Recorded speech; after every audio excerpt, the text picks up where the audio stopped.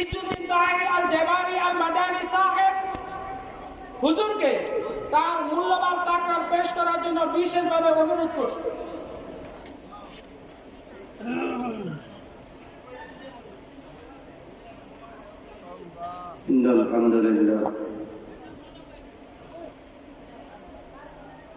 আলহামদুলিল্লাহ নাহমাদুহু ওয়া নাস্তাঈনুহু ওয়া নাস্তাগফিরুহু ওয়া নু'মিনু বিহি ওয়া নাতাওয়াক্কালু আলাইহি ওয়া নাউযু বিল্লাহি মিন শুরুরি আনফুসিনা ওয়া মিন সাইয়্যাতি আ'মালিনা মান ইয়াহদিহিল্লাহু ফালা মুদিল্লা লাহু ওয়া মান يضلله فلا هادي له ونشهد أن لا إله إلا الله وحده لا شريك له ونشهد أن سيدنا وحبيبنا ومولانا محمدا عبده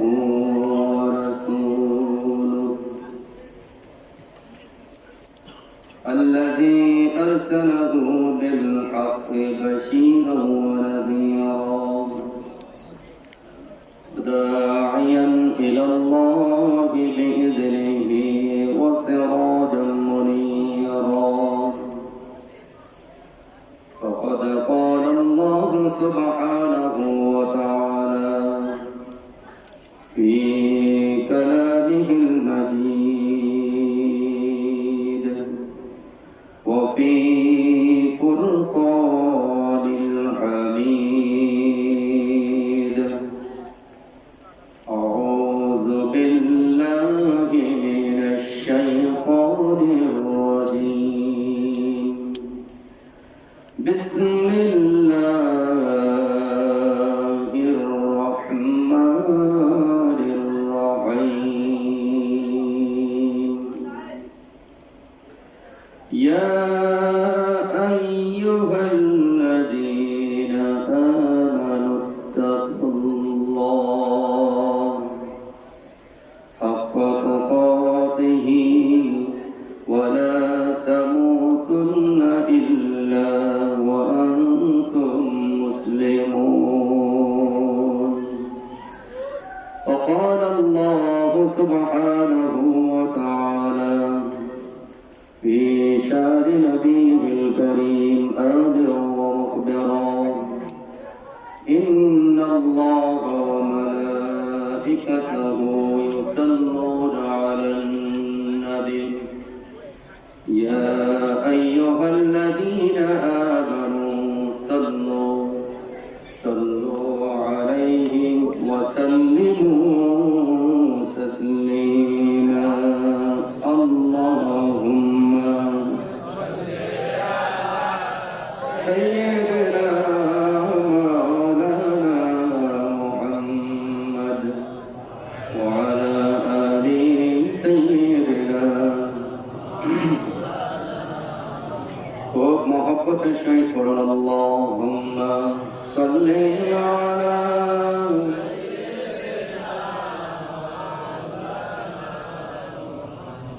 وعلى آل سيدنا اللهم صل على مولانا محمد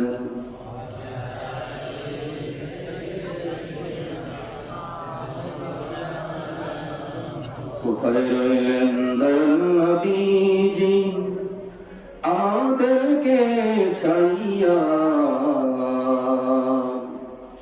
আপনার তিন উম্মত কান্দে নবী নবী বলিয়া আল্লাহুম্মা সাল্লি আলা মাওলানা মুহাম্মদ ওয়া আলা আলি সাইয়্যিদিনা যার লাগিয়া কান্দরে মন সে তো সোনার মদিনা যুগে দেখতে পাবে ভোরে তাগার জওয়ানা আল্লাহুম্মা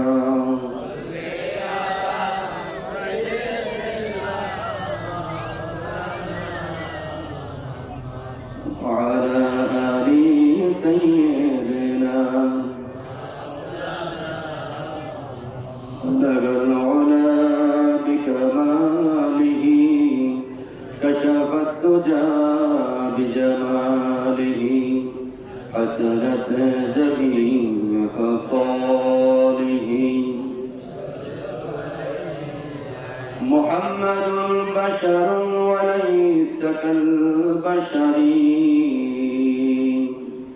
بل هو ياقوتة والناس كالهجر بلغ العلا بكماله كشف الدجى بجماله حسنت جميع خصاله أما بعد পবিত্র মেরাজুন নবী সাল্লাল্লাহু আলাইহি ওয়াসাল্লাম উপলক্ষে আয়োজিত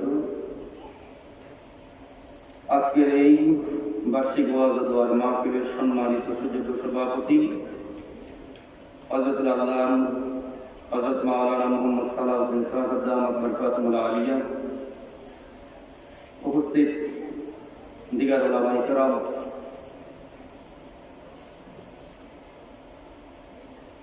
মুহাদ্দিসিনে কেরাম, মুফাসসিরিনে কেরাম, পীর মাশায়েখ বুজুর্গানে দ্বীন, খুতাবায়ে আযম, মুরব্বিয়ানে কেরাম, মুসল্লিয়ানে আযম, পর্দার আড়ালের মা ও বোনেরা, কচিকাঁচা ছোট ছোট ভাই এবং বোনেরা, আসসালামু আলাইকুম ওয়া রাহমাতুল্লাহি ওয়া বারাকাতুহু।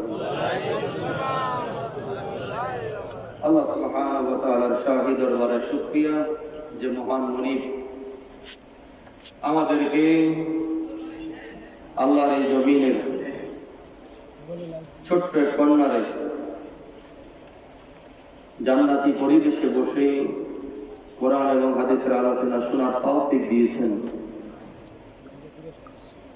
যিনি আমাদেরকে আলোচনা করার এবং শোনার মতো যোগ্যতা দিয়েছেন, ওই মহান মুনিবের শাহী দরবারে আমরা শুকরিয়া আদায় করে সকলে মুহাব্বত সহিত পড়ি আলহামদুলিল্লাহ।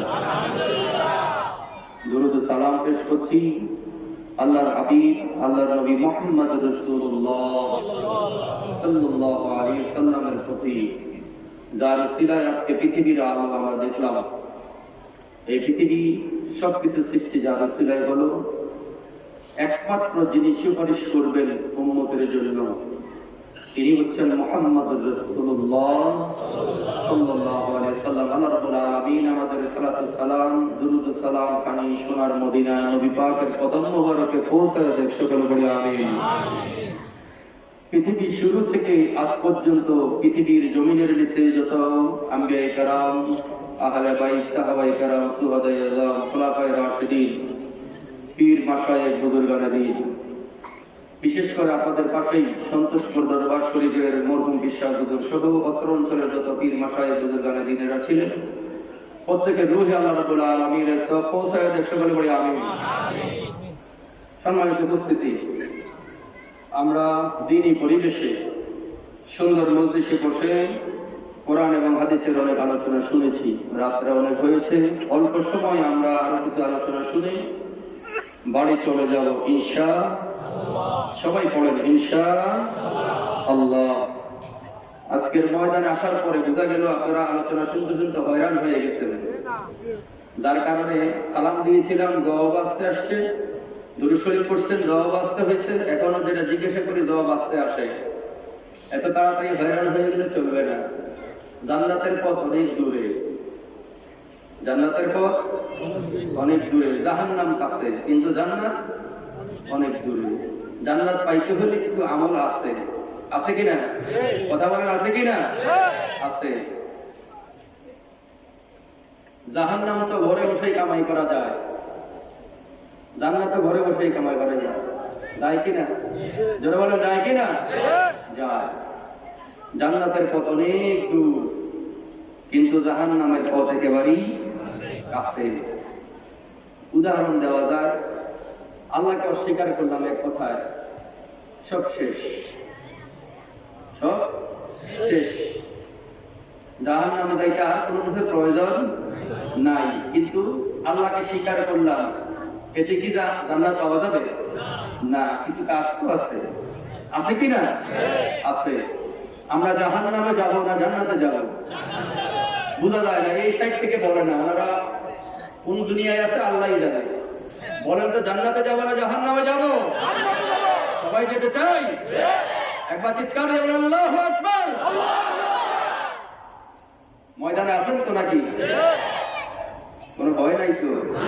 আমরা তো কোনো দল করি না, কোনো দলের কথাও বলি না, বলি কার কথা? আল্লাহ আছেন তো? আপনাদের এই অঞ্চলে মনে হয় নাই? আল্লাহ ঘুমাইয়া গেছে? রাত্রে বেশি হয়েছে না? ঘুমায় নাই তো? আল্লাহ জাগ্রত আছেন। আল্লাহ আছেন বলে আমরাও আছি, কথা ঠিক কিনা? আল্লাহর এই পৃথিবীতে আল্লাহর কথা শুনবো, বলবো, এতে কোনো ভয় নাই। কোনো ভয় আছে? যিনি আওয়ামী লীগ করেন, যিনি বিএনপি করেন, যিনি জামাত করেন, যিনি জাতীয় পার্টি করেন, যিনি ভান্ডারি করেন, যত কিছুই করে, যদি মুসলমানের ঘরে জন্ম হয় তাহলে সবাই চায় আল্লাহরে পাইতে, চায় কিনা? এক একজন এক এক ধারে যায়, এক একজন এক এক রাস্তায় যায়, এক একজন এক এক নিয়তে চলে, নিয়মে চলে, কিন্তু সঠিক নিয়ত এবং নিয়ম ব্যবহারকারী হলো জান্নাতের যাত্রী, কথা ঠিক কিনা? আল্লাহ রাব্বুল আলামিন আজকের মাহফিল থেকে আমাদেরকে কিছু কথা শোনার এবং আমলের নিয়তে এই কথাগুলো মাথায় করে বাড়ি নিয়ে যাবার আল্লাহ তৌফিক দান করুক, সকলে বলি আমিন। অনেক আলোচনা আপনারা শুনেছেন। আমরা আজকে মেরাজুন নবীর মাহফিলে এসেছি। এই মেরাজুন নবীর মাহফিল উপলক্ষে দু চারটি কথা শুনলে লাভ আছে তো? আছে কি না? আছে। আল্লাহ রাব্বুল আলামিন আমাদেরকে তৌফিক দান করুন, সকলে বলি আমিন। তো জিকির করে লা ইলাহা লা ইলাহা লা ইলাহা লা ইলাহা ইল্লাল্লাহ লা ইলাহা ইল্লাল্লাহ লা ইলাহা ইল্লাল্লাহ লা ইলাহা ইল্লাল্লাহ লা ইলাহা ইল্লাল্লাহ লা ইলাহা ইল্লাল্লাহ লা ইলাহা ইল্লাল্লাহ লা ইলাহা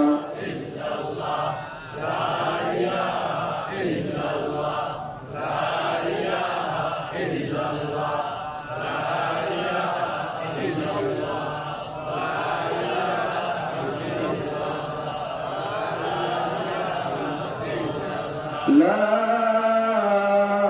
إله إلا الله محمد رسول الله صلى الله عليه وسلم। আমরা জিকির করলাম কার? ঈশ্বরের বেশে আল্লাহর জিকির যেখানে হয়, আল্লাহর স্মরণ যে জায়গায় হয়, ওই জায়গায় শয়তান থাকে না, ওই জায়গায় শয়তান থাকে না। আমাদের মধ্যে কি শয়তান আছে? কোথায় আওয়াজও তো বোঝা যায় না, মনে হয় যেন আছে। আজকে সবাই মনে হয়রান বেশি হয়েছেন আওয়াজ দিতে দিতে। আমার আগের আলোচক যিনি ছিলেন সুন্দর আলোচনা করেছেন, কিন্তু আওয়াজ তো কম গেছে আপনাদের। চিৎকার দিয়ে বলি আল্লাহু আকবার। আল্লাহ বড় না ছোট? কয়জন? সবাই বলেন কয়জন? এক। আল্লাহ আমাদের জন্য যথেষ্ট তো। আপনি যখন নামাজে দাঁড়ান কার সাথে কথা বলেন? মনে থাকেনি তখন? কেমনি নামাজে যখন দাঁড়ান তখন কথা বলি কার সাথে? আল্লাহর সাথে। এটা আগে মনে থাকে, কিন্তু নামাজে দাঁড়ালে তখন আর মনে থাকে না। ইমাম সাহেব লম্বা সূরা নিলে পিছন থেকে কাজ দেয়, দেখবেন অনেকে দেয় কিনা? আপনাদের এদিকে মনে হয় দেয় না? দেয় কিনা? দেয়। পিছন থেকে অনেকে কাজ দেয়। ইমাম সাহেব সূরা ছোট নেন, অবস্থা বেগতিক, অবস্থা ভালো না। আপনাদের এখানে মনে হয় বিদ্যুতের অঞ্চলে কম, আমাদের ওদিকে আছে বেশি, আপনাদের এদিকেও আছে, আছে কিনা? আর নামাজে দাঁড়ালে কোন রকম যদি সূরা ফাতিহা শেষ করতে পারে, আলহামদুলিল্লাহ রাব্বিল আলামিন, মাঝখান দিয়ে ছিঁড়ে বের ওয়ালাদ দল্লিন, আমিন, সূরা ফাতিহা শেষ। আমরা ইমামেরা সুন্নতে 1 রাকাত পড়ার আগেই 2 রাকাত শেষ হয়ে মুরগি বাড়ি চলে যায়। এরকম আছে কিনা? কথা বলেন আছে কিনা? আল্লাহকে পাইতে হলে ওই যে বলছি প্রথম শব্দ, জাহান্নামে যাওয়া সহজ, কিন্তু জান্নাতে যাওয়া সহজ নয়। আমরা যখন নামাজে দাঁড়াই তখন কি পড়ি? ইন্নী ওয়াজজাহতু পড়ি কিনা? কার সাথে বলেন কথা? আল্লাহর সাথে। এক লোক নামাজ পড়ার জন্য দাঁড়ালো, রাত্রিবেলায় তাহাজ্জুদ করতেছে, সিজদায় চলে গেছে। সিজদায় যাওয়ার পরে তার ছোট্ট একটা বাচ্চা, মাসুম বাচ্চা এসে তাকে ডাকতেছে, আব্বা আব্বা বলে ডাকে। তো তার চাইতে একটু বড় একটা বাচ্চা আছে, সে এসে ওই ছোট বাচ্চাটারে বলতেছে যে তুমি বাবাকে নামাজ পড়তে ডিস্টার্ব দিচ্ছ কেন? বাবা তো তার মালিকের সাথে কথা বলতেছে। সুবহানাল্লাহ। বাবা কার সাথে কথা বলে? তার মালিকের সাথে কথা বলতেছে সিজদায় পড়ে, তুমি বাবাকে ডিস্টার্ব দাও কেন? এই কথাটা বাবার কানে গেছে। যাওয়ার পর সিজদায় থাকতে তিনি চিন্তা করলেন, আমার এই মাসুম বাচ্চা বিষয়টা বুঝলো, কিন্তু আমি বুঝি নাই, আমি বুঝি নাই। যার কারণে দীর্ঘ সিজদা দিয়ে চোখের পানি ছেড়ে দিয়ে যায় নামাজ বিদায় ফেলছে। আল্লাহ, এই বৃদ্ধ বয়সে, বয়স শেষের দিকে সিজদায় পড়েও বুঝি নাই তুমি আল্লাহ কত বড়, আর তোমার সাথে আমি কথা বলি এটা আমি বুঝতে পারিনি, আমার মাসুম বাচ্চা যেটা বুঝেছে। তাহলে আমরা অনেকেই আছি, দেখবেন 50, 60, 70, 80, 90 বছর বয়স হয়ে গেছে, নামাজের রুকুতে গেলে সোজা হয়ে সিজদায়ও দাঁড়াই না। আছে কিনা এরকম? বলে হুজুর এই আলোচনার আগে নামাজের কথাটা বললেন কেন? মেয়েরাজের নবীর মাহফিল, মেয়েরাজ থেকে রাসূল কি আনছে আমাদের জন্য? কি আনছে? আনছে কিনা? আনছে। এজন্য নামাজ থেকে শুরু করি, পরে বক্তব্যের দিকে শেষ দিকে যাবো ইনশাআল্লাহ। তো নামাজ আমরা যখন দাঁড়াই, সূরা ফাতিহা যখন শেষ হয়, একটা সূরা মিলিয়ে শেষ করি, রুকুতে যাওয়ার পরে সোজা হয়ে দাঁড়াই না, দাঁড়াই না। একবার রাসূল করিম সাল্লাল্লাহু আলাইহি সাল্লাম আসরের নামাজ পড়াচ্ছেন। হুজুর নামাজ শেষ করে সালাম ফিরানোর পরে হুজুর সাহাবায়ে কেরামের দিকে ফিরে জিজ্ঞাসা করলেন, আমার সাহাবারা, এই নামাজের মধ্যে থাকা অবস্থায় আমার কোন সাহাবা নামাজের মধ্যে একটা অতিরিক্ত দোয়া পড়েছ? সে দাঁড়াও। সকলেই চুপ করে আছে, একজন সোজা হয়ে দাঁড়ালেন। হুজুর বললেন, এই সাহাবা, আমার এই নামাজের মধ্যে তুমি অতিরিক্ত একটা দোয়া পড়েছো, কি পড়েছো বলো? ওই সাহাবা দাঁড়িয়ে বলি, ইয়া রাসূলুল্লাহ, আমি রুকু থেকে ওঠার পরে পড়লাম, রব্বানা ওয়ালাকাল হামদ হামদান কাসীরান তাইয়্যিবান মুবারাকান ফীহি। ইয়া রাসূলুল্লাহ, আমি দোয়াটা পড়ছিলাম। আল্লাহ রাসূল সাল্লাল্লাহু আলাইহি সাল্লাম বলেন, আমার এই উপস্থিত সমস্ত সাহাবা শুনে রাখো, তোমাদের এই দিনী ভাই রুকু থেকে উঠার পরে সোজা হয়ে দাঁড়িয়ে যে দোয়াটা পড়েছিল, আমি দেখেছি আল্লাহর 30 জন ফেরেশতা তার সওয়াব লেখার জন্য টানাটানি শুরু করে দিয়েছে। কয়জন ফেরেশতা? 30 জন ফেরেশতা। সুবহানাল্লাহ। এখন আমরা কি সোজা হয়ে দাঁড়াই? কথা বলেন, সোজা হয়ে কি দাঁড়াই? সামিআল্লাহু লিমান হামিদা রব্বানা লাকাল হামদ শেষ করার আগেই সিজদায় উঠবে, দেয় কিনা? আর সুবহান রাব্বিয়াল আলা সেটা পড়েন না? পড়েন কিনা? সুবহান রাব্বিয়াল আলা। আপনাকে মনে করতে হবে আপনার নামাজ কখন কবুল হবে, সিজদায় গিয়ে যখন সুবহান রাব্বিয়াল আলা বলে ডাক দিবেন। আর তাৎক্ষণিক যদি আল্লাহর ডাকে সাড়া দেওয়ার কারণে চোখ থেকে কোনা দিয়ে পানি বেরিয়ে যায়, বুঝতে হবে আমার নামাজ কবুল হয়ে গেছে। কারণ আমি সিজদায় দিলাম। কার সিজদা? সবাই বলেন কার? আল্লাহর দরবারে সিজদা দেওয়ার পরে, আল্লাহর মহত্ব গুণ বর্ণনা করার পরে আল্লাহকে সুবহান রাব্বিয়াল আলা বলে যখন ডাক দিলাম, আমার আল্লাহ সপ্তম আসমান থেকে প্রথম আসমানে এসে জিজ্ঞাসা করে, গোলাম কি তোর প্রয়োজন বল, আমি আল্লাহই তোর জন্য যথেষ্ট। আমাদের জন্য কে যথেষ্ট? এখন তো আমরা বলি আল্লাহও লাগে, ইল্লাহও লাগে, বলে কিনা? কথা বলেন, বলে কিনা? এমন পর্যায়ে আমরা পৌঁছে যাই, আমাদের হুজুররা, আমাদের পীরেরা, আমাদের মুরব্বীরা, আমাদের নেতারা কি আল্লাহ রাসূল আর কি আল্লাহ এর চাইতে তাদের গুণ বেশি হয়ে যায়। যায় কি না? কথা বলেন যায় কি না? যায়। যার কারণেই দেখবেন আমাদের নামাজও কবুল হয় না, দোয়াও কবুল হয় না, আল্লাহর পক্ষ থেকে রহমতও আমাদের জন্য আসে না।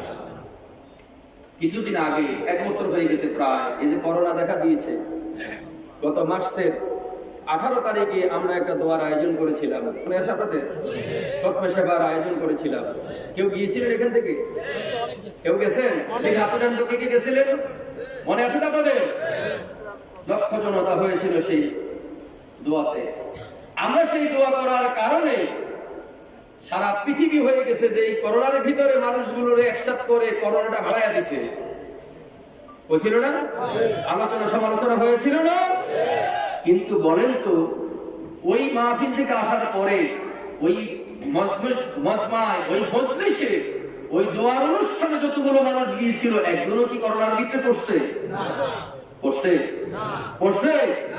আমরা কি নিজেরা দোয়া করছি নাকি আল্লাহর কাছে চাইছি? কথা বলতে হবে, কার কাছে চাইছি? আল্লাহর কাছে চাইছি না আমরা? আমরা কি কোনো মানুষের গুণ কীর্তন করছিলাম? কার গুণ কীর্তন করছি? আল্লাহর গুণ কীর্তন করার কারণে আল্লাহ যে কোনো উসিলায় আমাদের দোয়া কবুল করেছে, যার কারণে আমাদের অঞ্চল থেকে শুরু করে যত মানুষ বিভিন্ন প্রান্ত থেকে গিয়েছে, আজ পর্যন্ত আমাদের কাছে কোনো খবর আসে নাই যে এই মাহফিল থেকে আসার পরে কাউকে করোনায় ধরছে। এটা কি আল্লাহর বড় দয়া নয়? কথা বলেন, বড় দয়া নয়? তো আমরাও তো এই দোয়ার আয়োজন করার পরে মুসিবতে পড়ে গেছি। আমাদের রক্তচক্ষু গুলো বড় হয়ে গেছে। এত মানুষ কোন বেদাল দানি ভাবে, কোন ঝামেলা দানি বাজাইল, কিন্তু আল্লাহ কি দয়া করে নাই? কথা বলেন, দয়া করে নাই? কিন্তু এই করোনার মধ্যে বাংলাদেশে অনেক বড় বড় পীর মাসাই বুজুর্গানের দিন ছিল, ছিল কিনা? কথা বলতে হবে, ছিল কিনা? কেউ কে দোয়ার আয়োজন করেছিল? সবাই গৃহবন্দী হয়ে গেছে ভয়ে। ভয় পাইছে কারে? করোনারে। কারে ভয় পাইছে?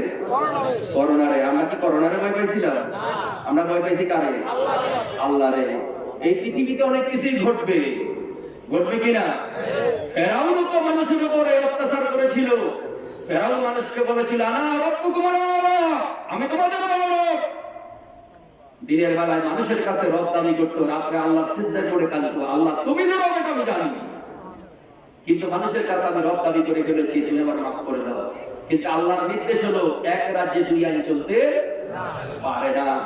এক রাজ্যে একজনই নেতা, দ্বিতীয় নেতা কোনো হবে না। এক রাজ্যের অধিপতি কয়জন? সবাই বলেন কয়জন? একজন। এক রাজ্যে দুই অধিপতি হতে পারে না। এই পৃথিবী আমার, এই রাজ্য আমার, আইন চলবে আমার, কথা চলবে আমার, প্রশংসা চলবে কার? সবাই বলেন প্রশংসা চলবে কার? আল্লাহর। সেই আল্লাহর প্রশংসা করলে আমাদের উপর কি আযাব আসতে পারে? কথা বলেন, পারে? পারে না।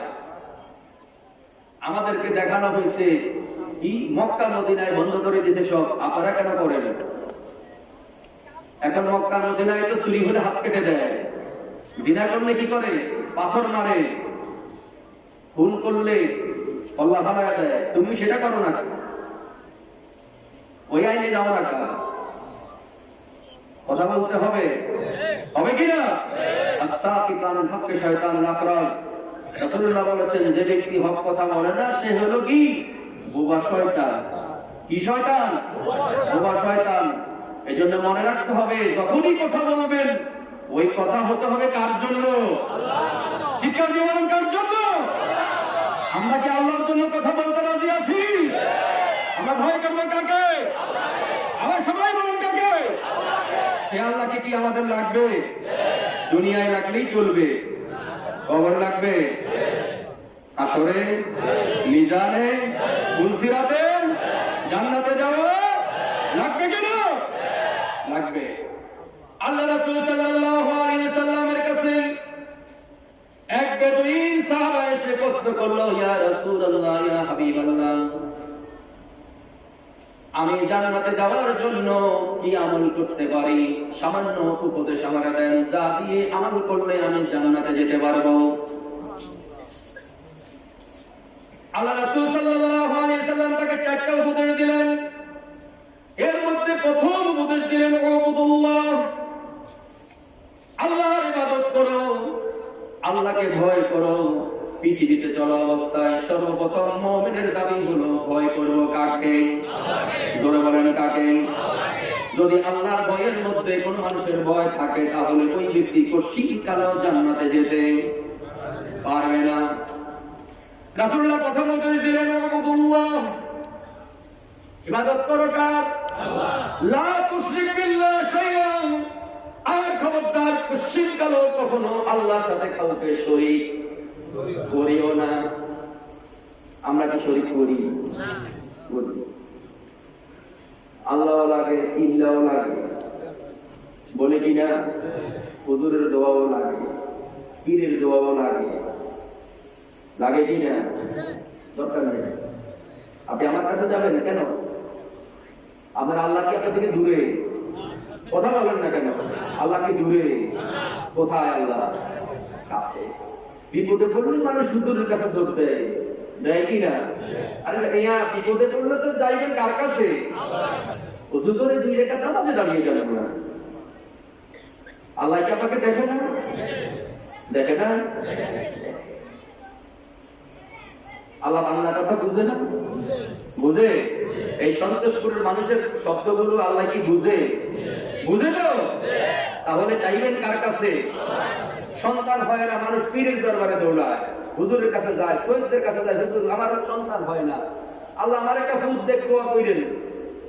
হুজুরে দোয়া করতে হবে, আপনি করতে পারেন না? আপনার দোয়া কি কবুল হবে না? ওই যে রাসূল উপদেশ দিয়েছেন, লা তুশরিক বিল্লাহ, আল্লাহর সাথে কাউকে শরীক করো না। তুমি চাইবা কার কাছে? আল্লাহর কাছে। যদি তোমার অন্তরে আল্লাহর ভয় থাকে আর আল্লাহর ইবাদত তুমি করো, তাহলে তুমি চাওয়া মাত্রই পাবে। সুবহানাল্লাহ। আল্লাহ রাব্বুল আলামিন বলেন, গোলাম তোদের 2 কাঁধে 2 জন ফেরেশতা দিয়েছি আমি, একজন নেক লেখার জন্য, একজন বদ। আল্লাহর কত দয়া গোলামের জন্য। দেখেন, নেক লেখার ফেরেশতাকে আল্লাহ নির্দেশ দিয়েছেন, গোলাম হে আমার ফেরেশতা, আমার গোলাম যখন নেক কাজ করার জন্য মনস্থির করে, মনে বাসনা জাগায় নেক কাজ করবে, এখনো করে নাই, তুমি ফেরেশতা আমার গোলামের জন্য একের জন্য 10টা সওয়াব লিখে দিবে। এখনো করে নাই, আল্লাহ নির্দেশ দিয়েছেন কি? সে মাত্র মনে আনছে কথাটা, নেক কাজ করবে। কি করবে? নেক কাজ করবে। হে ফেরেশতা, একের বদলে তুমি 10 গুণ বাড়াইয়া লিখবে। সুবহানাল্লাহ। আল্লাহ কি আমাদের চিনে না? কথা বলেন, চিনে না? আমাদেরকে আল্লাহ ভালোবাসে না? ভালোবাসে। আর বদরের ফেরেশতাকে আল্লাহ নির্দেশ দিয়েছেন, হে বদরের ফেরেশতা শুনে রাখো, আমার গোলাম যদি কোন বদ কাজ করে, করার পরে তুমি লিখবে না, করার পরে লিখবে না, তুমি দুনিয়ার সময় অনুযায়ী 6টা ঘন্টা মিনিমাম অপেক্ষা করবে, দেখো সে শুধরায় নেয় কিনা, তওবা করে কিনা, গুনার কথা স্বীকার করে আমি আল্লাহর কাছে মাপ চাই কিনা। যদি এর পরেও সে মাপ না চায়, একটা গুনার বদলে একটা লিখবে, খবরদার বেশি লিখবে না। আল্লাহর দয়া কি আমাদের প্রতি নাই? জোরে বলেন নাই? এইজন্য রাসূলুল্লাহ বললেন, লা তুশরিক বিল্লাহি শাইআন, আল্লাহর সাথে কাউকে শরীক করবে না। যখন মনে উঠবে তোমার কোনো বিপদ, মাথার মধ্যে টেনশন আসবে, চিন্তা আসবে। এখন বাংলাদেশের মানুষের মাথায় যখন টেনশন আসে তখন উৎপাদন হয়ে দেয়, দেয় কিনা? বেজার হয়ে না দেয় কিনা? কয় হুজুর সুক্তান না দিলে মাথার থেকে টেনশন যায় না। বেজার হয়েছেন মনে হয়? বেজার হয়েছে? কয় হুজুর সুক্তান না দিলে টেনশন যায় না, টেনশন মুক্তির জন্য সুক্তান দিতে হবে। বলে কিনা? বলে। আল্লাহ রাসূল শিখায়া দিয়েছে, তোমার মাথায় টেনশন আসছে, চিন্তা আসছে, তুমি ওযু করে নামাজে দাঁড়িয়ে যাও। তুমি যখন নামাজে দাঁড়িয়ে তোমার আল্লাহর সাথে কথা বলবে, তোমার টেনশন দূর করে দিবেন কে? আল্লাহ। তাহলে এর চাইতে উত্তম আমল কি হতে পারে? কিন্তু বাংলাদেশের মানুষের অবস্থা হলো ধরা যায় কি? বিড়ি, সিগারেট, বলে কি না? এখন তো আবার নতুন করে বেরিয়েছে হুজুর আব্বা খায়। আব্বা কি খায়? আপনাদের এলাকায় মনে হয় খায় না, খায় কিনা? নতুন করে শুরু হয়েছে আব্বা, কিছুদিন পরে বের হবে জাকা। মনে রাখতে হবে, অন্তরে যদি কষ্ট আসে, মাথায় যদি টেনশন আসে, কি করবেন? শিখে নেন, ওযু করে 2 রাকাত নামাজের জন্য দাঁড়িয়ে যাবেন। কার কাছে চাইবেন? সবাই বলেন কার কাছে? এজন্য আল্লাহ রাসূল বলেন, লা তুশরিক বিল্লাহ, আল্লাহর সাথে কাউকে শরীক করবে না। কষ্ট মনে আসলে কারোর কাছে বলার দরকার নাই, একজন এক রকম বুদ্ধি দিবে। কিন্তু আমার আল্লাহ রাসূল শিখায় গেছেন, তোমার যখন মনে কষ্ট হবে, তোমার যখন কিছু চাওয়ার দরকার হবে, তোমার অভাব হবে, তোমার সন্তান হবে না, তখন চাইবে কার কাছে? আল্লাহর কাছে। তুমি যদি আল্লাহর কাছে চাইতে পারো, আল্লাহ রাব্বুল আলামিন তোমাকে দেওয়ার জন্য প্রস্তুত। আর হুজুর বললেন, ও সাহাবা, আল্লাহর সাথে তো কাউকে শরীক করবে না। আর মনে রাখবে, নামাজ পড়বে। কি পড়বে? নামাজ তুমিই পড়ো না, তোমার পরিবারের সদস্যদেরকেও পড়াবে। মনে থাকবে তো? আমরা নামাজ পড়বো তো? কিভাবে কিভাবে পড়বেন? আযান দিলেই মসজিদে যায় না। জুমার দিন কি করে দেখবেন? যখন শুনে যে ইমাম সাহেব খুতবা শেষের দিকে গেছে, তখন মসজিদে আসে। আসে কিনা? কথা বলেন, আসে কিনা? আসে। কিন্তু আযান দেওয়ার সাথে সাথেই মসজিদে যায় মুসলমান, আর মসজিদ থেকে বেরিয়ে থাকে কি? শয়তান। আজকে থেকে মনে থাকবে, আমরা কি শয়তানের দলে না আল্লাহর দলে? বলে বলেন কার দলে? আল্লাহর দলে যদি থাকতে হয়, আযান দিলে কোথায় যাবেন? মনে থাকবে, কোথায় যাবেন? মসজিদে। মনে থাকবে তো? ইনশাআল্লাহ। সবাই বলেন ইনশাআল্লাহ। আজকে থেকে মসজিদে আযান দিলে কোন দিকে দৌড় দিবেন? মসজিদের দিকে যাবেন। মনে থাকবে তো ইনশাআল্লাহ? রাসূল বললেন, তুমি নামাজ কায়েম করো যদি জান্নাতে যেতে চাও, আর তুমি ফরজ যাকাত যেটা ফরজ হয়েছে সেটা দাও। ফরজ যাকাত যেটা যাকাত ফরজ হয়েছে তুমি সেটা দাও। আমাদের দেশে কি যাকাতটা ঠিক মতো দেয়? কথা বলেন, দেয়? দেয় না। যাকাত দেওয়ার সিস্টেম হলো, আপনার সম্পদ আছে, সম্পদের উপরে পরের হক, কিন্তু এটা আপনার না। ওই পরের হকটা তার বাড়িতে নিয়ে পৌঁছায় দেওয়া আপনার দায়িত্ব। কিন্তু আমাদের দেশের পয়সাওয়ালারা কি করে? এখন 200 টাকার কাপড় আর 150 টাকার লুঙ্গি কিনা মাইক দিয়া মানুষের বাড়িতে নিয়ে পুলিশ দিয়া পাহারা দিয়া যাকাতের কাপড় দেয় কিনা? গত বছর, আগের বছর আপনাদের মনে আছে কিনা? উত্তরবঙ্গে 27 জন মারা গিয়েছিল যাকাতের কাপড় নিতে গিয়া। মনে আছে? বাংলাদেশে এক শিল্পপতির পয়সার টাকার যাকাত নিতে গিয়া 27 জন মারা গেছিল। এই দায় দিবে কি? কিন্তু আল্লাহ রাসূল কত সহজ করে দিয়েছে, যাকাত ফরজ হয়েছে, হিসাব করো, পরিপূর্ণ হিসাব করে এই যাকাতের পয়সাটা তুমি তার বাড়ি নিয়ে পৌঁছায় দিয়ে আসবে। বাড়িতে না পেলে সাথে করে নিয়ে হাঁটবে, বাজারে দেখা হবে, কারোর সামনে কথা বলবে না, চুপকে তার হাতে ধরায় দিয়ে বলবা, ভাই এটা তোমার। এটা কার? তোমার। এই কথা বলে তুমি চলে যাবে। কিন্তু আমাদের দেশের মানুষ এখন কি করে? শাড়ি দেয়, লুঙ্গি দেয়, এটা যখন ধুইতে যায় তখন সাদা পানি লাল হয়ে যায়, যায় কিনা? তখন ওই মহিলাকে গালি দেয়, গোলামের পুঁত, এটা নিয়ে দিবি, যায় কিনা? এটার নাম কি যাকাত? কথা বলেন, এটার নাম যাকাত? এটার নাম হলো কি? অহংকার। এটার নাম কি? অহংকার। অহংকার করবেন না যাকাত দিবেন? কথা বলেন না, যাকাত দিবেন না অহংকার করবেন? যাকাত দিবেন তো? যাকাত ফরজ হওয়ার পর যাকাত দিবেন। রাসূল উপদেশ দিয়েছেন, ফরজ যাকাত, যাকাত তার বাড়ি পৌঁছায় দাও, তার বাড়ি পৌঁছায় দাও। এখন দেখবেন অনেকে রিক্সা কিনে দেয় যাকাতের পয়সা দিয়ে। মনে কষ্ট নিয়েন না, নিলেও কোনো অসুবিধা নাই, আমি হক কথা বলবো, এটা আমার অভ্যাস। রিক্সা কিনে দেয় আর দোকানের সামনে বসে থাকে, পার উপর পা দিয়া চা একটা খায়, কয় এটা আমি কিনে দিয়েছিলাম। বলে কিনা? কথা বলে, বলে কিনা? এই দাঁড়া, বাজারে যাবো, রিক্সাওয়ালা যদি বলে, কাকু আমার কারটা ভাড়া আছে, কেমন নেবো? কারবারটা দেখছো, রিক্সাটা কিনে দিছি আমি। বলে কিনা? কথা বলে, বলে কিনা? যাকাতটা কি হইছে? হয়েছে? হয় নাই। রাসূলুল্লাহ বলেছেন ফরজ যাকাত ফরজ হয়েছে, তুমি সিস্টেম মতো যাকাতের নিয়ম মতো যাকাত তার বাড়ি পৌঁছায় দাও যদি জান্নাতে যাইতে চাও। যদি জান্নাতে যাইতে চাও, মনে থাকবে তো? 1 নাম্বার হলো ইবাদত করবেন কার? আল্লাহর সাথে। 2 নাম্বার হলো কাউকে শরীক করা। 3 নাম্বার হলো নামাজ কায়েম করতে হবে কি না? এখন তো আমাদের দেশে হিংসা চলে, নামাজ দিয়া খেলাধুলি চলে। এই ইমামের সূরা সুন্দর না, এই ইমাম কালো, আমি চৌধুরী বাড়ির, ইমাম হলো বেহারি বাড়ির, তার পিছনে সেজদা দেব, আমি কি এত ব্যাক করবে? অত বেলালের মতো কালো আর গরিব তো কেউ ছিল না। বেলাল রাদিয়াল্লাহু তাআলা আনহু সম্পর্কে শুনেন, রাসূলুল্লাহ সাল্লাল্লাহু আলাইহি ওয়াসাল্লাম মেরাজে গেলেন। মেরাজে যাওয়ার পরে আল্লাহ রাসূল সাল্লাল্লাহু আলাইহি ওয়াসাল্লাম যখন জান্নাত দেখতে গেলেন, জান্নাতের দরজা যখন খুললো, রাসূলুল্লাহর কানে ভেসে আসলো কে যেন জান্নাতে হাঁটতেছে। সুবহানাল্লাহ বলেন। আল্লাহ রাসূল জিবরাইল আলাইহিস সালামকে জিজ্ঞাসা করলেন, ভাই জিবরাইল, জান্নাতের দরজা খোলার পরে কার যেন পায়ের আওয়াজ শোনা যাচ্ছে? জিবরাইল আলাইহিস সালাম বলেন, ইয়া রাসূলুল্লাহ, ইয়া হাবিবাল্লাহ, এই পায়ের আওয়াজটা হলো আপনার খাদেম কালো বেলালের পায়ের আওয়াজ।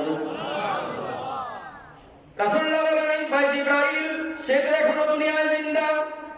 জিবরাইল আলাইহিস সালাম বলেন, ইয়া রাসূলুল্লাহ, ইয়া হাবিবাল্লাহ, বেলালের আত্মতৃপ্তির কারণে, ঈমান এত মজবুতির কারণে, আল্লাহর প্রতি তার এত ভয়, ভয়ের কারণে আল্লাহ তাকে সম্মান সূচকভাবে জান্নাতি বানিয়ে দিয়েছেন। রাসূলুল্লাহ যখন জমিনে এসেছেন, আসার পরে মক্কার কাফেররা মুশরিকরা বলা শুরু করলো, মুহাম্মদ আগে যাই বলেছে এখন আজগবি কথা বলেন। হযরত আবু বকরের কানে যখন খবর আসলো, আবু বকর রাদিয়াল্লাহু তাআলা আনহুকে বলা হলো, আবু বকর রে, কার পিছনে হাঁটো? এতদিন তো যাই বলেছে, এখন আজগবি কিছু কথা বলা শুরু করেছে তোমাদের মুহাম্মদ। হযরত আবু বকর জিজ্ঞাসা করলো, কি হয়েছে? বললেন, মুহাম্মদ বলেছে সে নাকি তার আল্লাহর সাথে সাক্ষাৎ গিয়েছে। হযরত আবু বকর জিজ্ঞাসা করলেন, এই কাফের বাচ্চা শোনো, এটা কি আমার রাসূল বলেছে? কয় হ্যাঁ। কথা হলো সত্য? তাহলে সত্য। এখনো কিন্তু আবু বকর রাদিয়াল্লাহু তাআলা আনহু সাথে আল্লাহর রাসূলের দেখা হয় নাই, দৌড়ে চলে গেছে রাসূলুল্লাহ দরবারে। সালাম দিয়েছে, ইয়া রাসূল, আমি আবু বকর হাজির। ইয়া রাসূলুল্লাহ, আপনি নাকি মেরাজে গিয়েছেন আল্লাহর সাথে সাক্ষাতে? হুজুর বলেন, বলেন হ্যাঁ আবু বকর, তোমার কথা সত্য, আমি আল্লাহর সাথে মেরাজে দেখা করতে মেরাজে গিয়েছিলাম। সুবহানাল্লাহ, সুবহানাল্লাহ। সবাই চুপ করে বসে আছে, হুজুর আল্লাহর সাথে সাক্ষাৎ করতে মেরাজে গিয়েছে, দেখি না সেখানে কি কি দেখেছে, কি কি এনেছে আমাদের জন্য। সবাই চুপ করে বসে আছে। হুজুর বললেন, তোমাদের সকলকে দেখতেছি, আমার কালো বেলাল কই? বেলাল রাদিয়াল্লাহু তাআলা এক কর্নারে চুপ করে দাঁড়িয়ে, মাথা নিচু করে দাঁড়িয়ে কথা শুনছিলেন হুজুরের। হুজুর বেলাল বললেন, লাব্বাইক সাআদাক ইয়া রাসূলুল্লাহ, ইয়া রাসূল আমি হাজির। হুজুর বললেন, বেলাল তুমি সামনে আসো। সামনে আসার পরে হুজুর বললেন, বেলাল রে, আমি জান্নাত যখন দেখতে গিয়েছিলাম মেরাজে যাওয়ার পরে, সেখানে জান্নাতের দরজাটা খোলার পরে দেখলাম কার যেন পায়ের আওয়াজ শোনা যায়, জান্নাতে হাঁটতেছে। আমি জিবরাইলকে প্রশ্ন করলাম, কার পায়ের আওয়াজ? জিবরাইল বললেন, ইয়া রাসূলুল্লাহ, এই হলো আপনার সেই কালো বেলালের পায়ের আওয়াজ। হযরত বেলাল রাদিয়াল্লাহু তাআলা আনহু চোখ থেকে পানি ছেড়ে দিয়েছেন, ইয়া রাসূলুল্লাহ, ইয়া হাবিবাল্লাহ, আল্লাহর কসম করে বলি, এমন কোন আমল আমি করি নাই যার কারণে আমি জান্নাতে যেতে পারি। হুজুর বললেন, বেলাল সত্য করে বলো, কি আমল তুমি করো যার কারণে আল্লাহ রাব্বুল আলামিন মেরাজে যাওয়ার পরে জান্নাতে তোমার পায়ের আওয়াজ আমাকে শোনায় দিয়েছে। বেলাল রাদিয়াল্লাহু তাআলা বলেন, ইয়া রাসূলুল্লাহ, ইয়া হাবিবাল্লাহ, আল্লাহর কসম করে বলি যে আল্লাহর হাতে আমার প্রাণ, আমি যখন ইসলাম গ্রহণ করলাম, ইসলাম গ্রহণের পরে কত অত্যাচার নির্যাতন আমার উপর হয়েছিল, কিন্তু যত অত্যাচার নির্যাতন আমার উপর হয়েছিল, অন্তরে আমি একজনকে শুধু জায়গা দিয়েছিলাম, তিনি হলেন আল্লাহ। আমি আল্লাহকে ছাড়া পৃথিবীতে কাউকে ভয় করি নাই। আর আমার অন্তরে দ্বিতীয় জন আমি জায়গা দিয়েছিলাম, আপনি মুহাম্মদ রাসূলুল্লাহ সাল্লাল্লাহু আলাইহি ওয়াসাল্লামকে। এই দুইটা মহব্বত ছাড়া আমার অন্তরে আর কেউ জায়গা পায় নাই। হুজুর বলেন, সাহাবায়ে কেরাম শুনুন, বেলালের এই মহব্বতের কারণে, এই ঈমানের কারণে, দৃঢ়তার কারণে আল্লাহ রাব্বুল আলামিন জিন্দা বেলাল জমিনে থাকা অবস্থায় বেলাল যে জান্নাতি হবে, সেই জান্নাতের মধ্যে বেলালের পায়ের আওয়াজ আমাদের শোনায় দিয়েছে। একবার সাহাবায়ে কেরাম রাসূলুল্লাহর কাছে আসে, ইয়া রাসূলুল্লাহ, ইয়া হাবিবাল্লাহ, বেলাল যে আযান দেয়, আযানের মধ্যে একটু ভুল হয়। বেলাল যখন আশহাদু আল্লা ইলাহা বলে ডাক দেয়, তখন আশহাদু আল্লাহ বলতে পারে না, আপনি তাকে আযান থেকে বাদ দেন। হযরত আলীর নেতৃত্বে কয়েকজন সাহাবা এসে হুজুর জিজ্ঞাসা করলেন, আলী রে, তোমরা কি বুঝে শুনে কথা বলতেছ? হযরত আলী রাদিয়াল্লাহু তাআলা বলেন, ইয়া রাসূলুল্লাহ, ইয়া হাবিবাল্লাহ, আমরা বুঝে শুনেই বলি, বেলালের আওয়াজটা শুদ্ধ হয় না, যার কারণে তাকে আযান থেকে বাদ দেওয়া হোক। রাসূলুল্লাহ সেই বেলালকে আযান থেকে বাদ দিলেন। ওই দিন আসরের নামাজের আযান হলো, সকলেই মিলে নামাজ পড়লো, কিন্তু আসরের পরে বেশি সময় লাগে না মাগরিব হতে। ওই দিন মাগরিব হচ্ছে না, সন্ধ্যা হয় না, সকলেই হতভম্ব হয়ে গেছে, অস্থির হয়ে গেছে। কারণ কি? সকালে দৌড়াদৌড়ি শুরু করেছি, অনেক সময় হয়ে গেছে, আসর পার করেছি, মাগরিবের রক্ত কেন হয় না? সকলেই রাসূলুল্লাহর দরবারে গিয়ে দেখেন রাসূলুল্লাহ মাথা নিচু করে বসে বসে কাঁদে। সালাম দিয়ে জিজ্ঞাসা করি, ইয়া রাসূলুল্লাহ, ইয়া হাবিবাল্লাহ, আজকে অনেক আগেই আসরের নামাজ আদায় করলাম, কিন্তু মাগরিবের রক্ত কেন হচ্ছে না? হুজুর জবাব দেয় না। সাহাবায়ে কেরাম আবার প্রশ্ন করে, ইয়া রাসূলুল্লাহ, ইয়া হাবিবাল্লাহ, আমাদের কোনো ভুল হয়ে গেল কিনা জানি না, আমরা কোনো অন্যায় করলাম কিনা জানি না, ইয়া রাসূলুল্লাহ, মেহেরবানি করে জবাব দেন, আজকে কেন মাগরিবের রক্ত হয় না? রাসূলুল্লাহ মাথা উঁচু করে বললেন, আমার সাহাবারা শুনো, বেলাল যখন জমিনের মধ্যে আযান দিত, বেলালের আযানের আওয়াজটা যখন আসমানে পৌঁছাতো, আল্লাহ রাব্বুল আলামিন ফেরেশতাদেরকে নামাজের জন্য নির্দেশ দিতেন। আজকে যেহেতু বেলাল আযান দেয় নাই, আল্লাহ রাব্বুল আলামিন বেলালের আযানের আওয়াজ আসমানে পৌঁছানোর কারণে ফেরেশতাদেরকেও আসরের নামাজের অনুমতি দিতে পারেন নাই, দেন নাই। যার কারণে সূর্য ধরে রাখার ফেরেশতা সূর্য ধরে রেখেছে, এখনো অস্ত যায় নাই। আল্লাহ রাব্বুল আলামিন বেলালের আযানকে পছন্দ করতেন। আজকে বেলালকে তোমাদের অনুরোধে বাদ দেওয়ার কারণে, বেলাল যেহেতু আযান দেয় নাই, তার কারণে আজকে মাগরিবের ওয়াক্ত এখনো হয় নাই। সুবহানাল্লাহ। জিবরাইল আলাইহিস সালাম এসে হাজির হয়ে গেছে, ইয়া রাসূলুল্লাহ, এখনো সময় আছে, বেলালকে দিয়ে আবার আসর আযান দেওয়ান। হুজুর বেলালকে দিয়ে আবার আসর আযান দিলে সবাই জামাতে নামাজ পড়ল। আবার আসমানের মধ্যে ফেরেশতারা নামাজ পড়ার পরে সাথে সাথে অস্ত ডুবে গেল। এই হলো বেলাল, এই হলো ঈমান। বলেন সুবহানাল্লাহ। তাহলে আল্লাহর নিকট যদি যেতে হয়, প্রকৃত ঈমান লাগবে কিনা? সবাই বলেন লাগবে কিনা? আর প্রকৃত ঈমান যদি না থাকে, নামাজ কি হবে? জোরে বলেন হবে? হবে না। এজন্য নামাজ পড়তে হলে সর্বপ্রথম দরকার কি? ঈমান। জোরে বলেন কি? ঈমান। মেরাজ থেকে রাসূলুল্লাহ নামাজ নিয়ে এসেছেন, আমাদের জন্য রহমত। সুবহানাল্লাহ। রহমত নিয়ে এসেছেন, কিন্তু আল্লাহর গোলামেরা পৃথিবীতে নামাজ পড়তে বললে নামাজ পড়ে না। মুয়াজ্জিন যখন আযান দেয়, হাইয়া আলাস সালাম, হাদিস শরীফে এসেছেন, মুয়াজ্জিন যখন হাইয়া আলাস সালাম বলে ডাক দেয়, শয়তানগুলো পলায়া যায়, আর মানুষগুলো সব মসজিদে যায়। তাহলে রাসূলের হাদিস অনুযায়ী বোঝা গেল, যারা মসজিদে যায় তারা মানুষ, আর যারা পলায়া যায় তারা কি? শয়তান। ধরে বলেন কি? কথা বলে না কি? শয়তান। এখন কি আমরা শয়তান হব না মানুষ হব?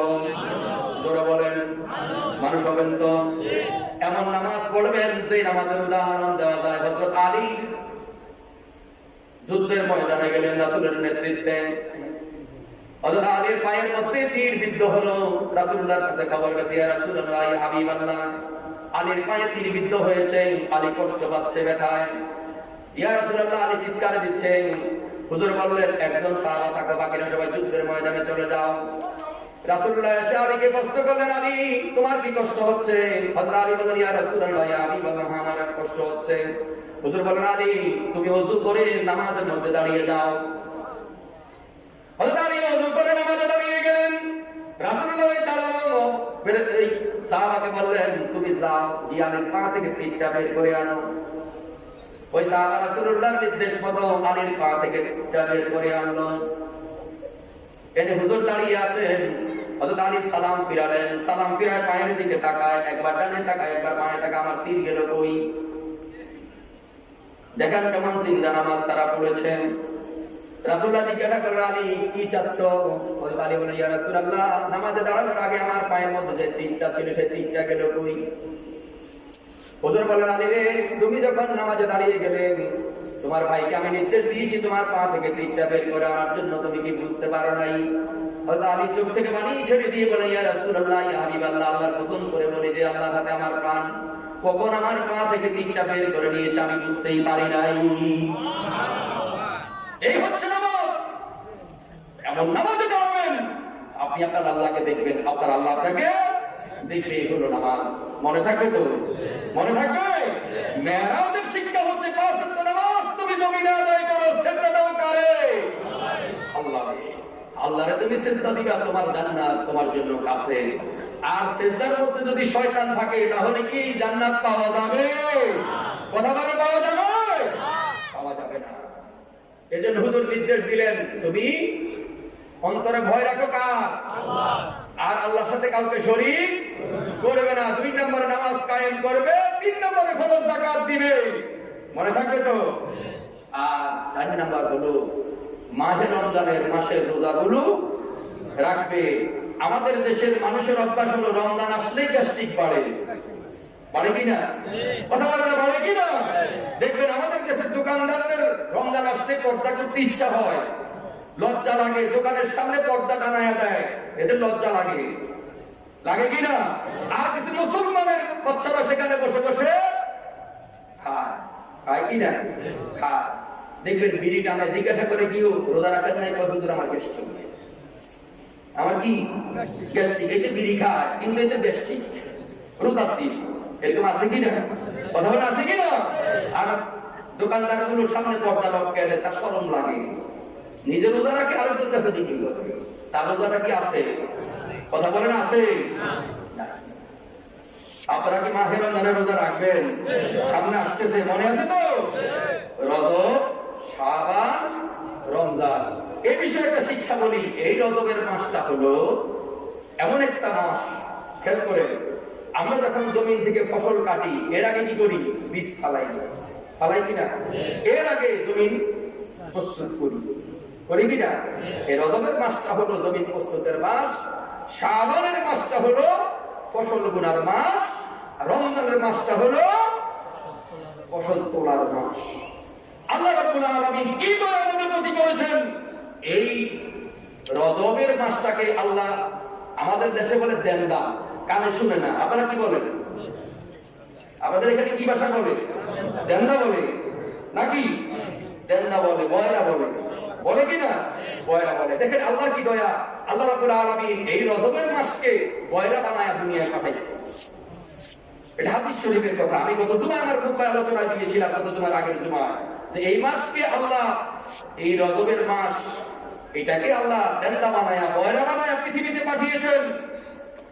এই মাসটা যখন 30 তারিখ শেষ হয়ে যাবে তখন আল্লাহর কাছে যাবে। আল্লাহ জিজ্ঞাসা করবে, এই রজবের মাস আমার গোলামেরা তোমার সাথে কি আচরণ করেছে? সে চুপ থাকবে।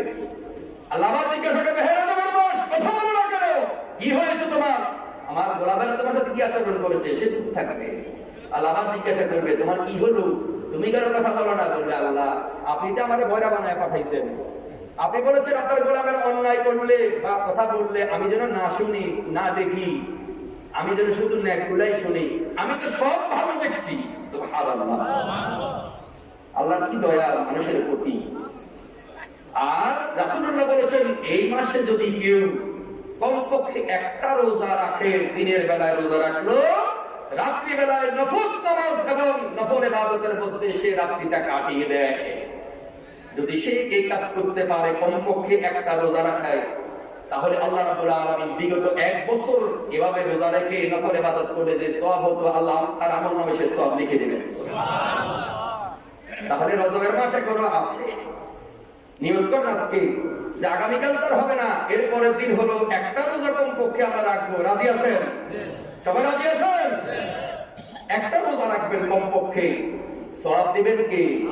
জোরে বলেন কে? আল্লাহ। সওয়াব দিবেন কে? সওয়াব দরকার আছে তো? আছে কি না? আছে। সওয়াব দরকার আছে কিনা সে বিষয়টা পরে আসি। তাহলে এই রজবের মাসটা আমাদের হলো কি?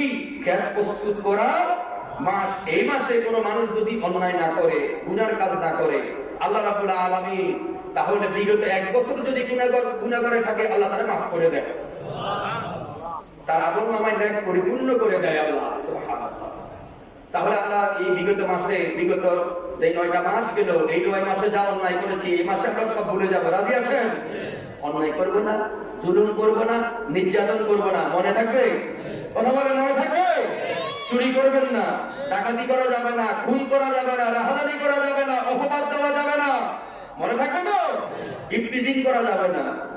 ইফতিজিং আছে আমাদের দেশে? আছে। তো সেদিকে যাই না, আমার কথার দিকে আমি যাই। সেটা হলো তাহলে এই মাসটা হলো আমলের মাস। আমরা সবাই আমল করবো তো ইনশাআল্লাহ। রমজান থেকে কথাটা আসছে। আগামী আল্লাহ রাসূল বলেছেন ফরজ রোজাগুলো রাখবে। একবার রাসূলুল্লাহ খুতবা দেওয়ার জন্য মসজিদের মিম্বারে উঠে বসলেন। তিনি যখন প্রথম সিঁড়িতে পা দিলেন তখন তিনি উচ্চ আওয়াজে বলেন আমিন। দ্বিতীয় সিঁড়িতে পা দিয়ে বলেন আমিন।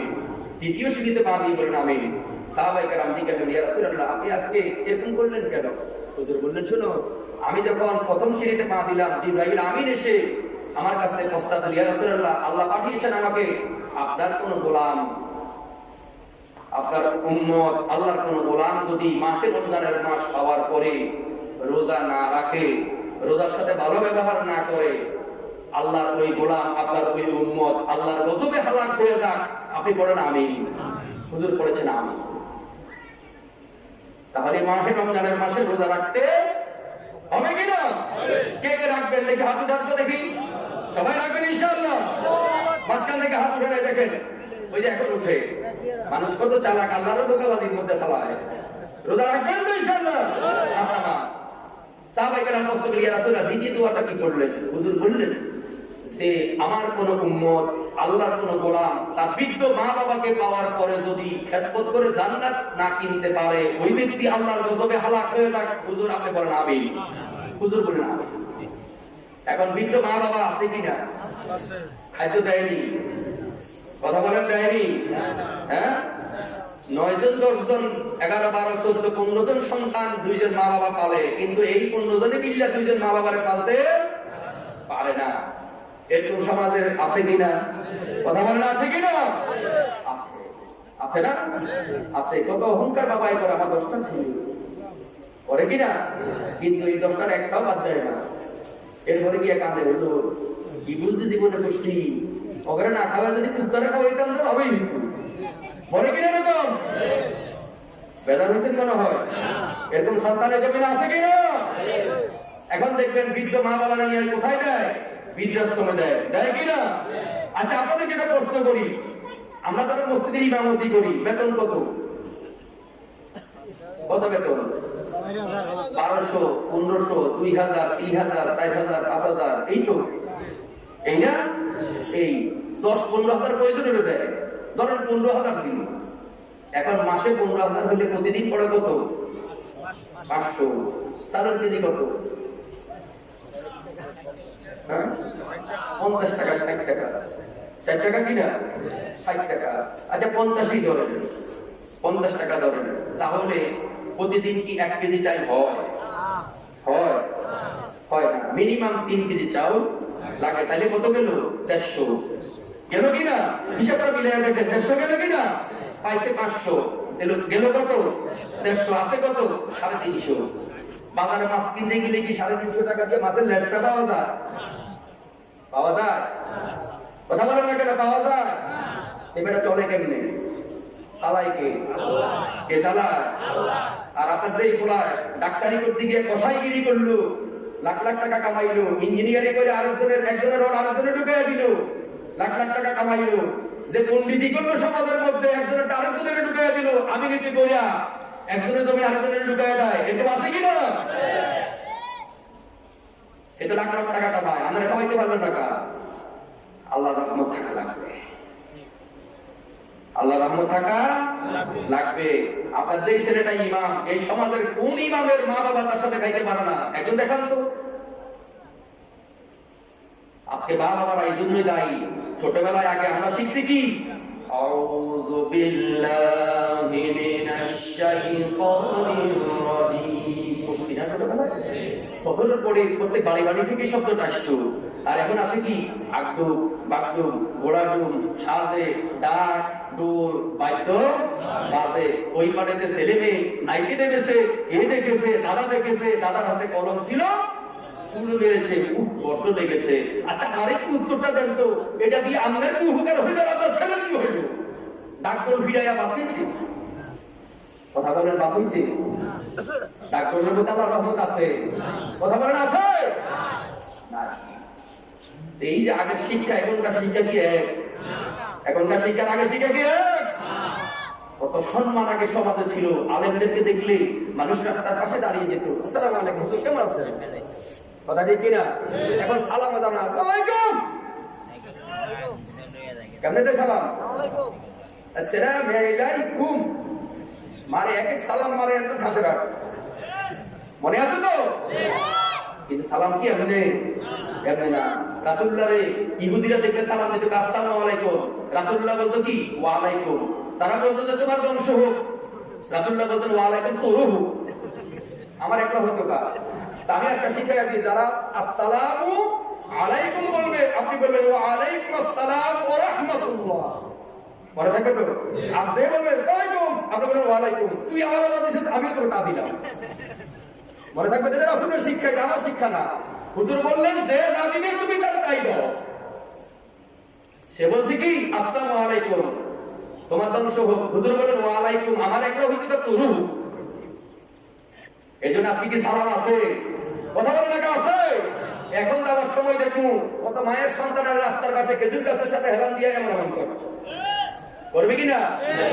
আবার আপনি অহংকার করবেন, হুজুর আমার প্রস্ফুটিত সন্তান, হুজুর গর্বে অহংকারে বাসি না, আমার হুজুর কত বড় নেতা। হুজুর সেই মান্দার গাছে তার ছবি, ঠিক আছে? মান্দার গাছ ছিলেন, ছিলেন তুলা গাছে হুজুর আমার তুলার ছবি। কত অহংকার করে হুজুর, কত বড় নেতা আমার হুজুরে, কিন্তু বাহ্যে বাদ দেয় না, এটা করে না। এরকম আছে কিনা? এই জন্য মনে রাখতে হুজুর বলেছেন, আমার সাহাবারা শোনো, আল্লাহর পক্ষ থেকে জিবরাইল আমিন দোয়া করেছেন, ইয়া রাসূলুল্লাহ আপনার যে উম্মত তার বৃদ্ধ মা বাবাকে খেদমত করে জান্নাত কিনতে পারলো না, ওই উম্মত আল্লাহর গজবে হালাক হয়ে যাবে। আপনি বলেন আমিন। হুজুর বলেন আমি বললাম আমিন।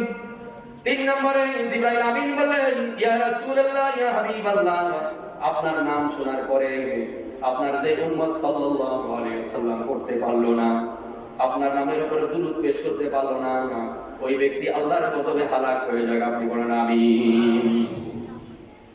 এখন কিছু মুরব্বী সমাজে আছে রাসূলের নামে দুরূদ পেশ করতে চায় না, আছে কিনা?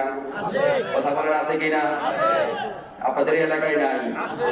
আছে, আছে। কোন মসজিদের ইমাম, কোন মাদ্রাসার ওস্তাদ যদি দুরূদ শরীফ না পড়ে এর ঘরে জায়গা দিবেন না, এটা একটু না করবেন কাটটা শয়তান। কারণ রাসূলের ওসিলায় পৃথিবী সৃষ্টি, তোমার মনে রাখতে হবে মা কানা মুহাম্মাদুন আবা আহাদিন মিন রিজালিকুম ওয়ালাকিন রাসূলুল্লাহ ওয়া খাতামান নাবিয়্যিন। আল্লাহ রাব্বুল আলামিন বলেন, ইয়া আইয়ুহাল্লাযীনা আমানু সাল্লু আলাইহি ওয়া সাল্লিমু তাসলিমা।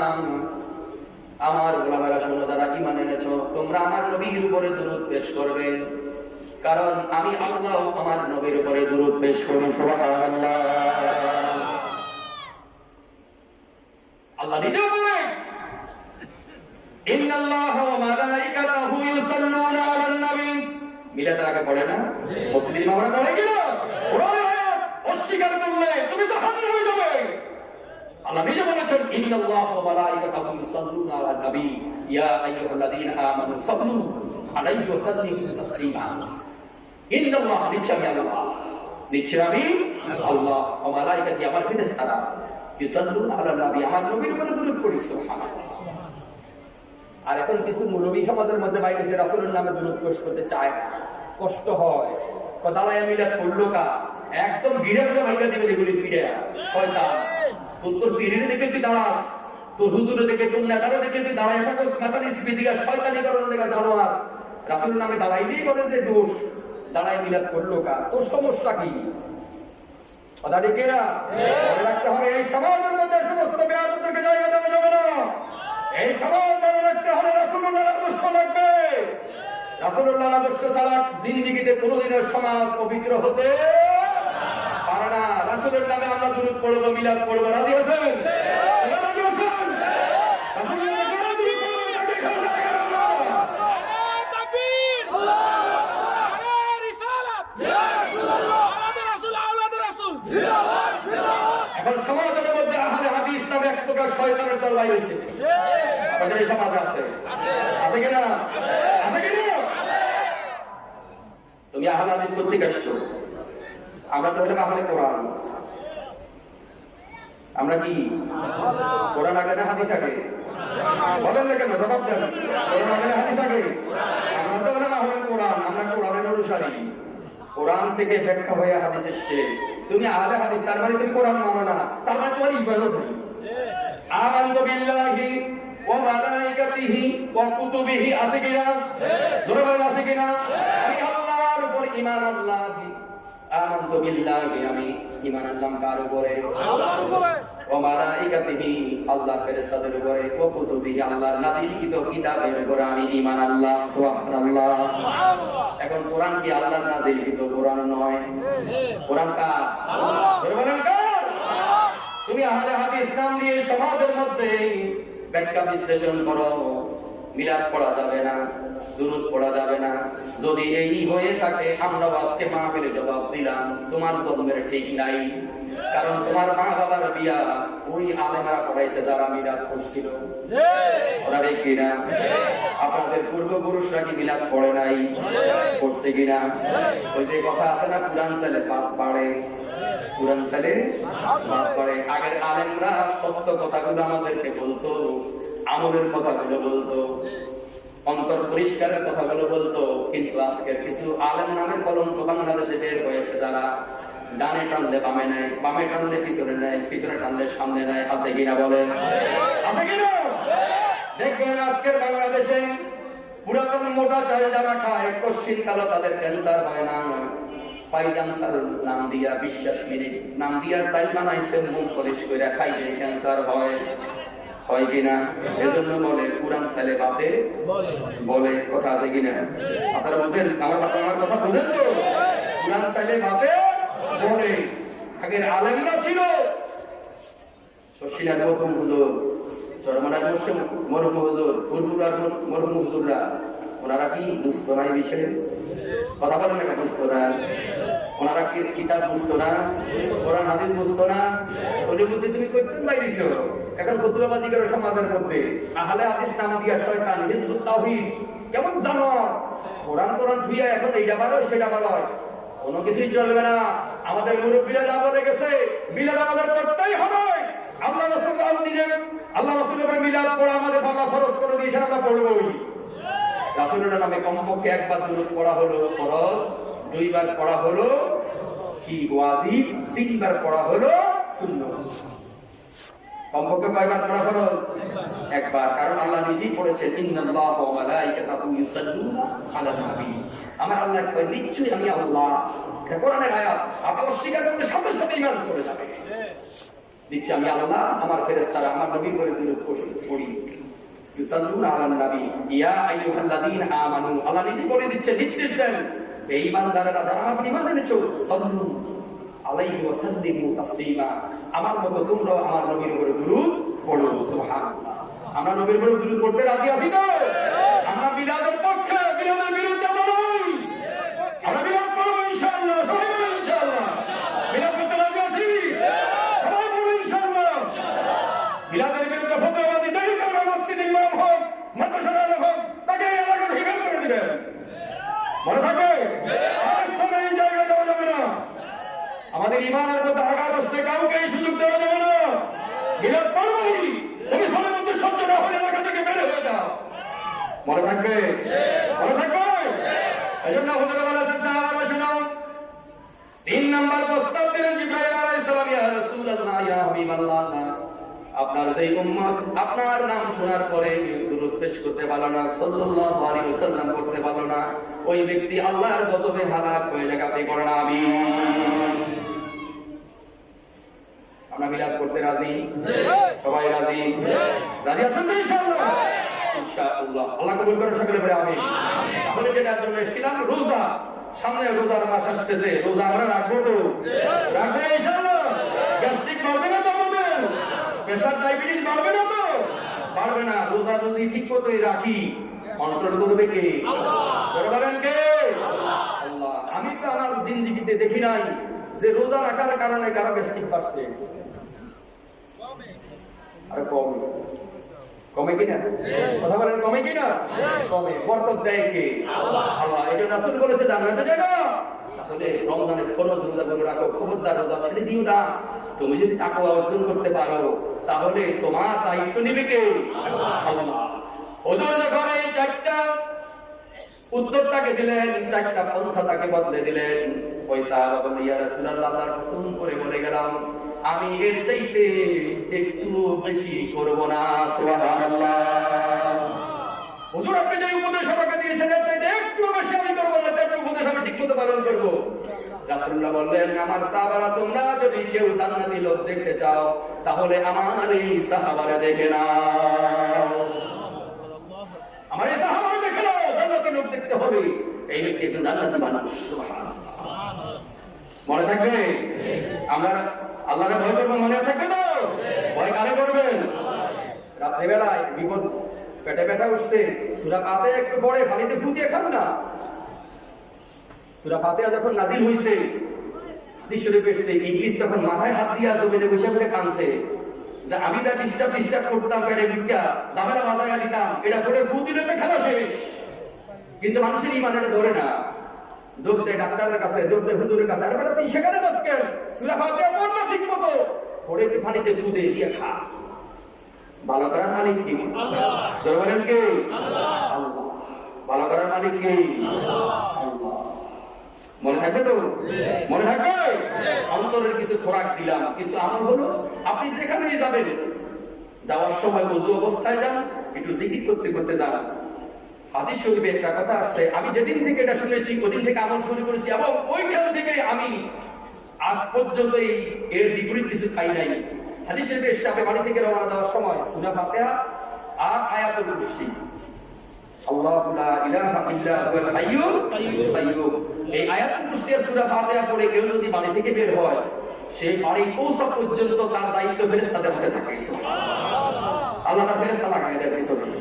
এই ব্যক্তিকে কেউ অপমানও করতে পারে না, কেউ তার মারতেও পারে না, কেউ তার হিংসাও করতে পারে না, কেউ তার ক্ষতিও করতে পারে না। আল্লাহ নিরাপদে তাকে আমার বাড়ি পৌঁছায় দেয়। মনে থাকবে তো? বাড়ি থেকে বের হওয়ার সূরা ফাতিহা পড়ে, আয়াতুল কুরসি না পড়লে সূরা ফাতিহা পড়ে শরীরে ফু দিয়ে বের হয়ে যান। দায়িত্ব কার হাতে থাকবে? আল্লাহ হাতে থাকবে। আল্লাহ ফেরেশতা লাগায় দিবে, এই ফেরেশতারা আমার এই কোরআনের পিছনে হাঁটো, সামনেও থাকো পিছনেও থাকো। মনে থাকবে তো ইনশাআল্লাহ?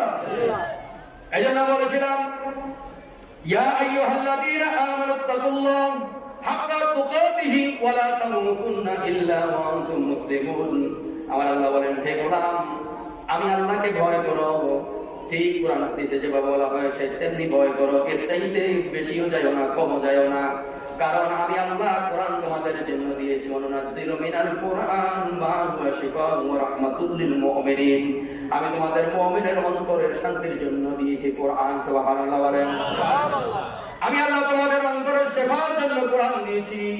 কোরআন যখন ধরে থাকবে, মনে রাখবে এই কোরআন তোমাকে জান্নাতে নেওয়ার দায়িত্ব নিয়ে নেবে। সুবহানাল্লাহ।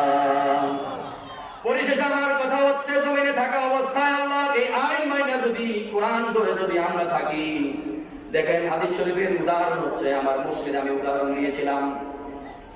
ভাইরা আমার আজকে এখানে যারা আছেন শুনে নেন, কোরআন কি খেদমত আমাদের করবে। দেখেন একটা মানুষ যখন জমিনে থাকা অবস্থায় কোরআনের পক্ষে থাকে, ওই মানুষটা যখন ইন্তেকাল করে চলে যায়, দুইজন ফেরেশতা সেটারে প্রশ্ন করার জন্য আসে কিনা? প্রবণ আসে কিনা? আসে। কিন্তু হাদিস শরীফের ব্যাখ্যা হলো, ওই কোরআনের আমলকারী ব্যক্তি যখন কবরে যায়, কবরে যাওয়ার পরে আল্লাহর দুইজন ফেরেশতা যখন আসে তখন এসে ওই ব্যক্তিকে খুঁজে পায় না। প্রশ্ন করবে কিন্তু তারা খুঁজে পায় না। ফেরেশতারা এসে দেখে ওই ব্যক্তি তো নাই, কবরের মধ্যে বিশাল আকৃতির একটা পাখি শুয়ে আছে। ফেরেশতারা ওই আল্লাহর গোলামকে বিশ্রাইতে থাকে, তাকে পায় না।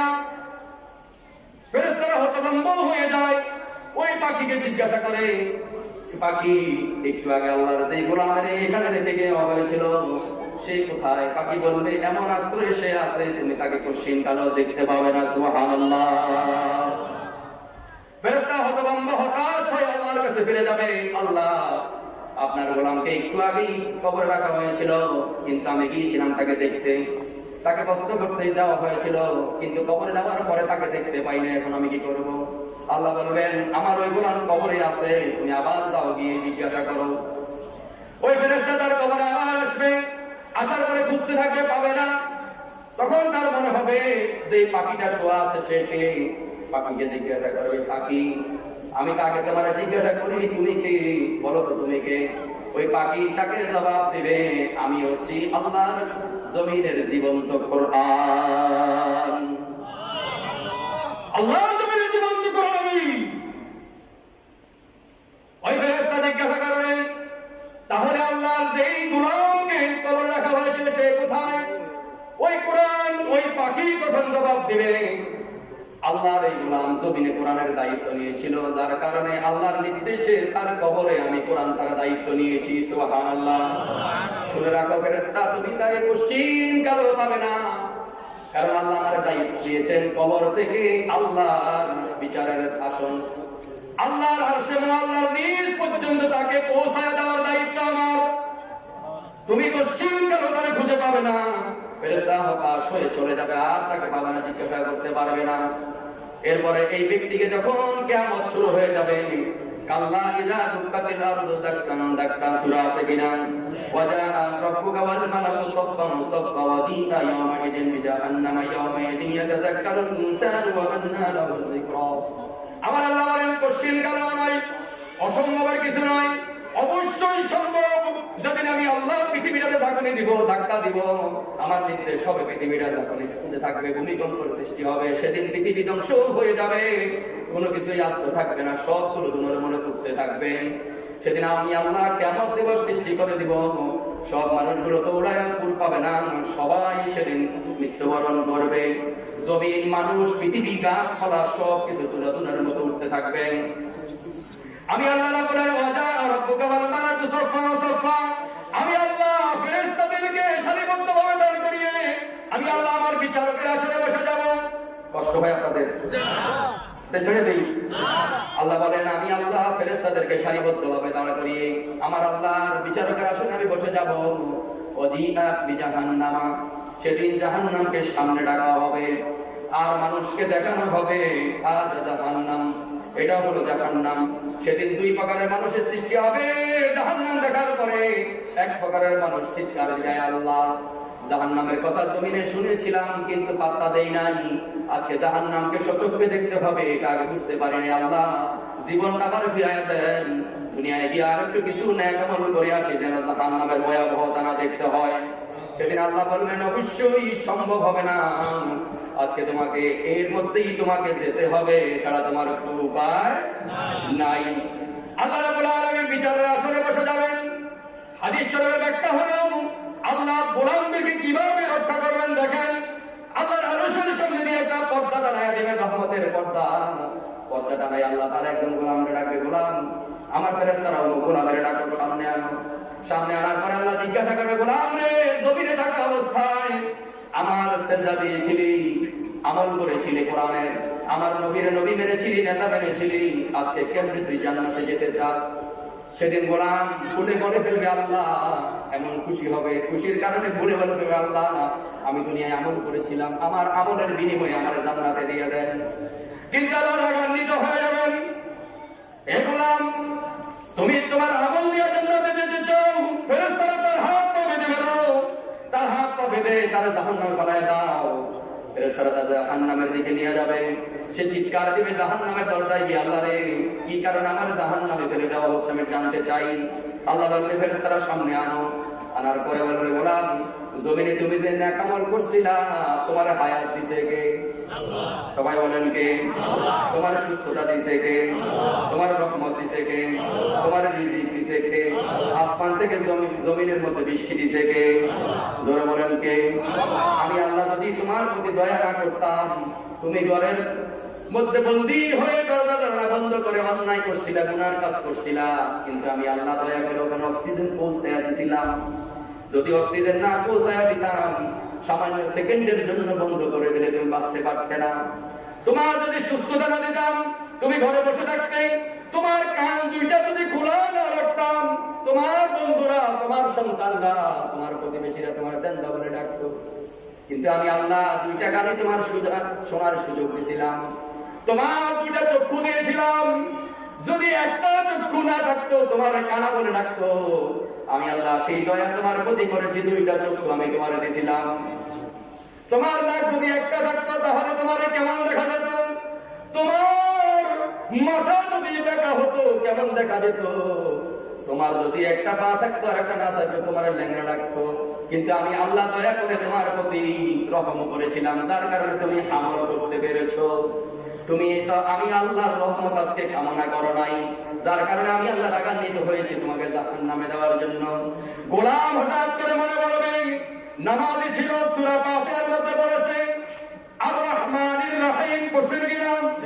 আর রহমানির রহিম। গোলাম চিৎকার দিয়ে উঠল, আল্লাহ আপনি যে রহমান রহিম, জমিনে রহমান ছিলেন, আজকে হাসরের ময়দানে আপনি রহিম। আল্লাহ আপনার রহিমের গুণ দিয়ে আমার মাফ করে দেন। সেদিন আল্লাহ বলবে, ওরে ফেরেশতারা রে, এর বানটা খুলে দে, আমার সামনে আসতে দে। গোলাম চিৎকার দিবে, আল্লাহ আপনি যে রহমানের রহিম, আমার প্রতি দয়া করেন। দুনিয়ায় দয়া করেছেন, আজকে হাসরের ময়দানে যদি দয়া না করেন আল্লাহ, আমি তো জাহান্নামে যাওয়া ছাড়া কোনো উপায় থাকবে না। আমার আল্লাহ দয়া করে বলবেন, যেহেতু রহমানের রহিম করে ডাক দিয়েছিস, আমি আল্লাহ তোরে মাফ করে দিই। আল্লাহর নির্দেশে সেদিন ওই গোলামের জান্নাতে পৌঁছায় দেওয়া হবে। আল্লাহর গোলাম যখন জান্নাতে পৌঁছে যাবে, দুনিয়ার বিচারের অবস্থার চাইতে ভিন্ন ধরনের বিচার সেদিন হবে। আল্লাহ রাব্বুল আলামিন অপরাধীদেরকে সামনে ডাকবেন আর নেককারদেরকে সামনে ডাকবেন। নেককারের হাতের ডান হাতের মধ্যে তার আমলনামা দেওয়া হবে। এমন আমলনামা তার হাতে দিবে, এই আমলনামার নূরের মতো জ্যোতি থাকবে, আলো থাকবে। এই আলো দিয়া জান্নাত পর্যন্ত সে পৌঁছে যাবে। সুবহানাল্লাহ। আর বাঁ হাতে তার আমলনামা দিবে, ওই গোলাম চিৎকার দিবে, আল্লাহ আপনি রহমান রহিম, আমার মাফ করে দেন। আল্লাহ আমার হাতে আমার আমলনামাটা দিয়েন না, আল্লাহ আমার মাফ করে দেন। আল্লাহ বলবে, সেই সুযোগ আজকে আর নাই। জমিনে তুমি আমার নামাজ পড়ো নাই, রোজা রাখো নাই, হজ করো নাই, যাকাত দাও নাই, দান সাদাকাত করো নাই, আমার কোরআন মানো নাই, আমার ইমাম আলেমদের মানো নাই, ওলি আল্লাহদের মানো নাই। আজকে তোমার এমন অবস্থা হবে, তোমার আমলনামা তোমার বাঁ হাতে দেওয়া হবে। আল্লাহর নির্দেশে সেদিন ওই জাহান্নামের অবস্থা এমন হবে, তার হাতটা একটু লম্বা করে দেওয়া হবে। হাত লম্বা করে দিয়ে তার পিছন দিয়া, পিঠের মধ্যে দিয়া হাত ঢুকাইয়া বুক দিয়া বের করে দেওয়া হবে। ওই তার হাতের মধ্যে তার আমলনামা দেওয়া হবে। সে চিৎকার দিবে, আল্লাহ মাফ করে দাও। আল্লাহ বলবে, আজকে মাফ করার কোনো সুযোগ নাই, যা সোজা জাহান্নামে চলে যা। সেদিন ওই গোলামকে জাহান্নামে পৌঁছায় দেওয়া হবে। সে চিৎকার দিবে, আল্লাহ আপনি রহমান রহিম। আল্লাহ বলবে, জমিনে তোর কানের মধ্যে আওয়াজ আসছিল, তোর সুস্থতা দিয়েছিলাম, নেতৃত্ব দিয়েছিলাম, মসজিদের ইমাম বানিয়েছিলাম, আলেম বানিয়েছিলাম, তুই অহংকারে ছিলি, তুই আমি আল্লাহর ভয় তোর মধ্যে ছিল না। তুই নামাজ পড়াতি, মনে মনে বলতি মানুষ আমার ভালোই বলে, তুই ওয়াজ করতি, মনে মনে বলতি মানুষ আমার ওয়াজ শুনে শান্তি পায়।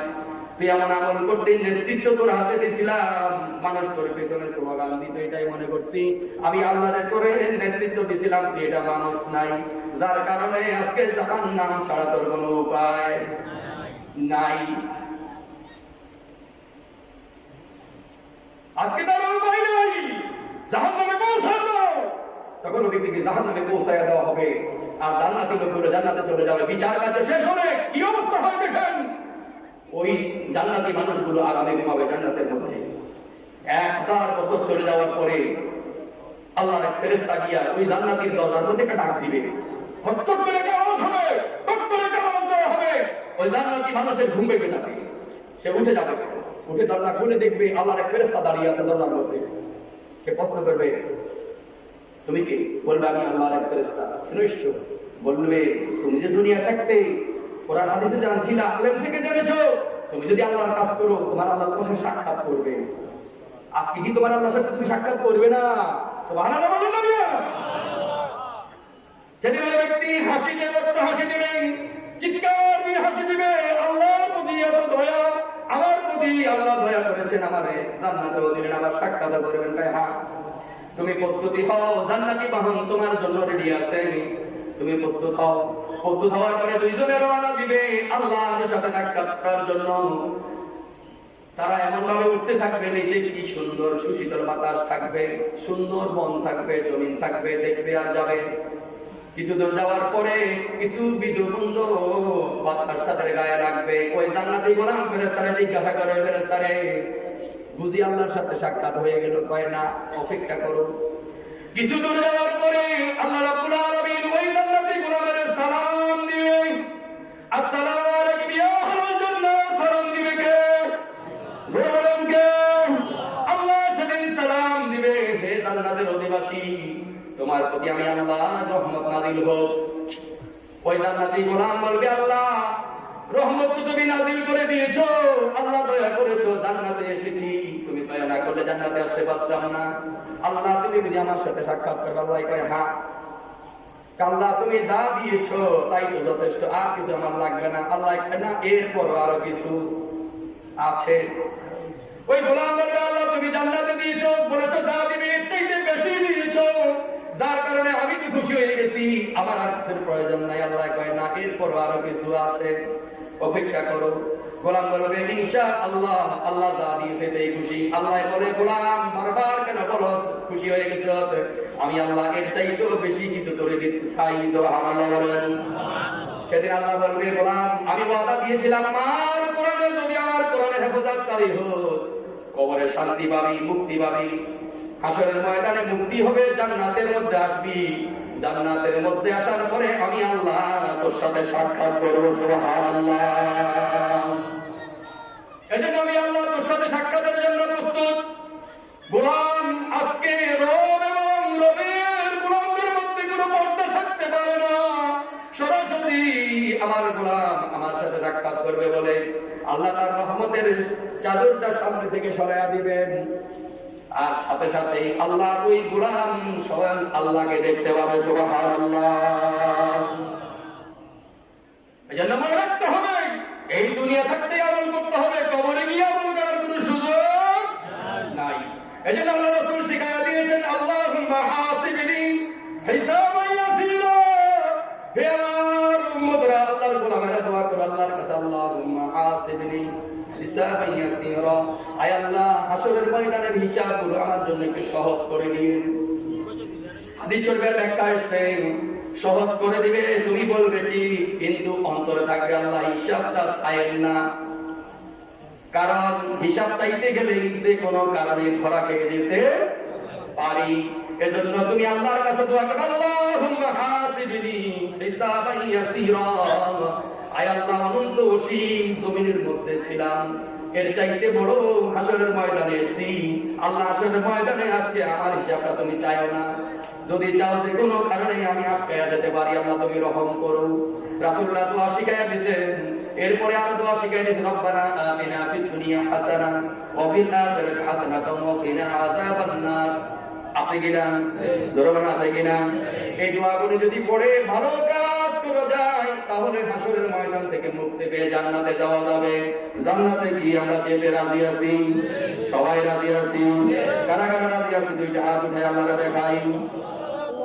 দেখেন তো হাত উঠায় নাই কে? হাত উঠাইছে সবাই? জান্নাতে যেতে চান? আপনার তাহলে এক নাম্বার হলো ঈমান আনতে হবে কার উপরে? আল্লাহর উপরে। কার উপরে? আজকে রাত্রিতেই বুঝবেন ঈমান কত দূর। একলা বাড়ি যাওয়ার সময় যদি উষ্টা গায়া পড়ে, উষ্টানি বলেন, উষ্টা খায়, আপনারা কি বলেন? উষ্টা খায়। উষ্টা গায়া পড়লে মুখে দিয়ে বাইরে ইন্নার ইন্না, আর কেউ বলে মারা গেছি, বলে কিনা? বুঝা যাবে ঈমান কত দূর। আজকে বাড়ি যাওয়ার সময় বুঝা যাইব কিনা? কথা বলে বুঝা যাইব কিনা? আর রাস্তার মধ্যে সাপ একটা যদি কোনো ফুস করতে পারে হইলে সাপের কি ইমান এনে হইলে একটু ভালো কি করবেন? হ্যাঁ, ইমান তো কারো করে আল্লাহ করে ইমান এনে সুন্দর করে সরে দিতে হবে, সামনে আগাইলেই তো দিবে দিবে কিনা? ফোর্স যেহেতু করছে ছাইরা দিবা করে কথা বলে ছাইরা দিবে? ছাইরা দিবে না। মনে রাখতে হবে আল্লাহর সৃষ্টিকে ভয় করা যাবে না, ভয় করতে হবে কারে? কিন্তু কৌশল অবলম্বন করে আল্লাহর পথে যেতে হবে, এটা হলো ইমানদারের লক্ষণ। আর নেকামল যে করবেন, প্রত্যেক নেকামলের আগে দুরূদ পেশ করে নিতে হবে কার নামে? রাসূলুল্লাহর নামে। কার নামে? রাসূলুল্লাহর নামে। আল্লাহুম্মা সাল্লি আলা মুহাম্মাদিন নাবিয়্যিল উম্মি ওয়া আলিহি ওয়াসাল্লাম। মনে থাকবে? পড়ে নেবেন, দেখবেন দোয়া কবুল হয়ে যাবে ইনশাআল্লাহ। দোয়া কবুল হয়ে যাবে ইনশাআল্লাহ। আমরা দোয়া কবুল হতে চাই তো? সবাই চাই? আমাদের দোয়া কবুল হতে আমরা চাই তো? আর আপনাদের প্রতি শেষ অনুরোধ হলো, সন্তানগুলোরে ভদ্রতা শিক্ষা দেন। এই সন্তানগুলো এখন রাস্তা থেকে সালাম দেয় না। সালাম দেয়? কথা বলে সালাম দেয়? কি মুরব্বী আর কি পোলাপান সালাম দেয় না। দেখেন অনেক মুরব্বী কিন্তু আছে দোকানের সামনে বসে থাকে, পোলাপান সালাম না দেয়, আপনি দিয়ে শেখান না, বাড়িতে তো শিখাইলেন না, আপনি নিজে দেন না সালামটা, দেয় না। দেখবেন আরেকজনের মাইয়া ফেলা রাস্তা দিয়ে যায়, এই যে চশমার ফাঁকি দিয়ে সাহেব গিয়ে জানি কালু জিজ্ঞেস করে কিনা? বেদার হয়ে না জিজ্ঞেস করে কিনা? আপনার দরকার আছে দোকানের সামনে বইয়ে থেকে আরেকজনের কে জিজ্ঞাসা করেন? আছে? দরকার আছে? পর্দা করতে হবে। পর্দা করা ফরজ না নফল? জোরে বলেন ফরজ না নফল? আজকে আমাদের দেশে কি পর্দা আছে? কথা বলেন আছে? এই আপনাদের পাশে আলগি বাজার পাশেই তো, আপনাদের পাশে না? গত জুমার দিন পরশু দিন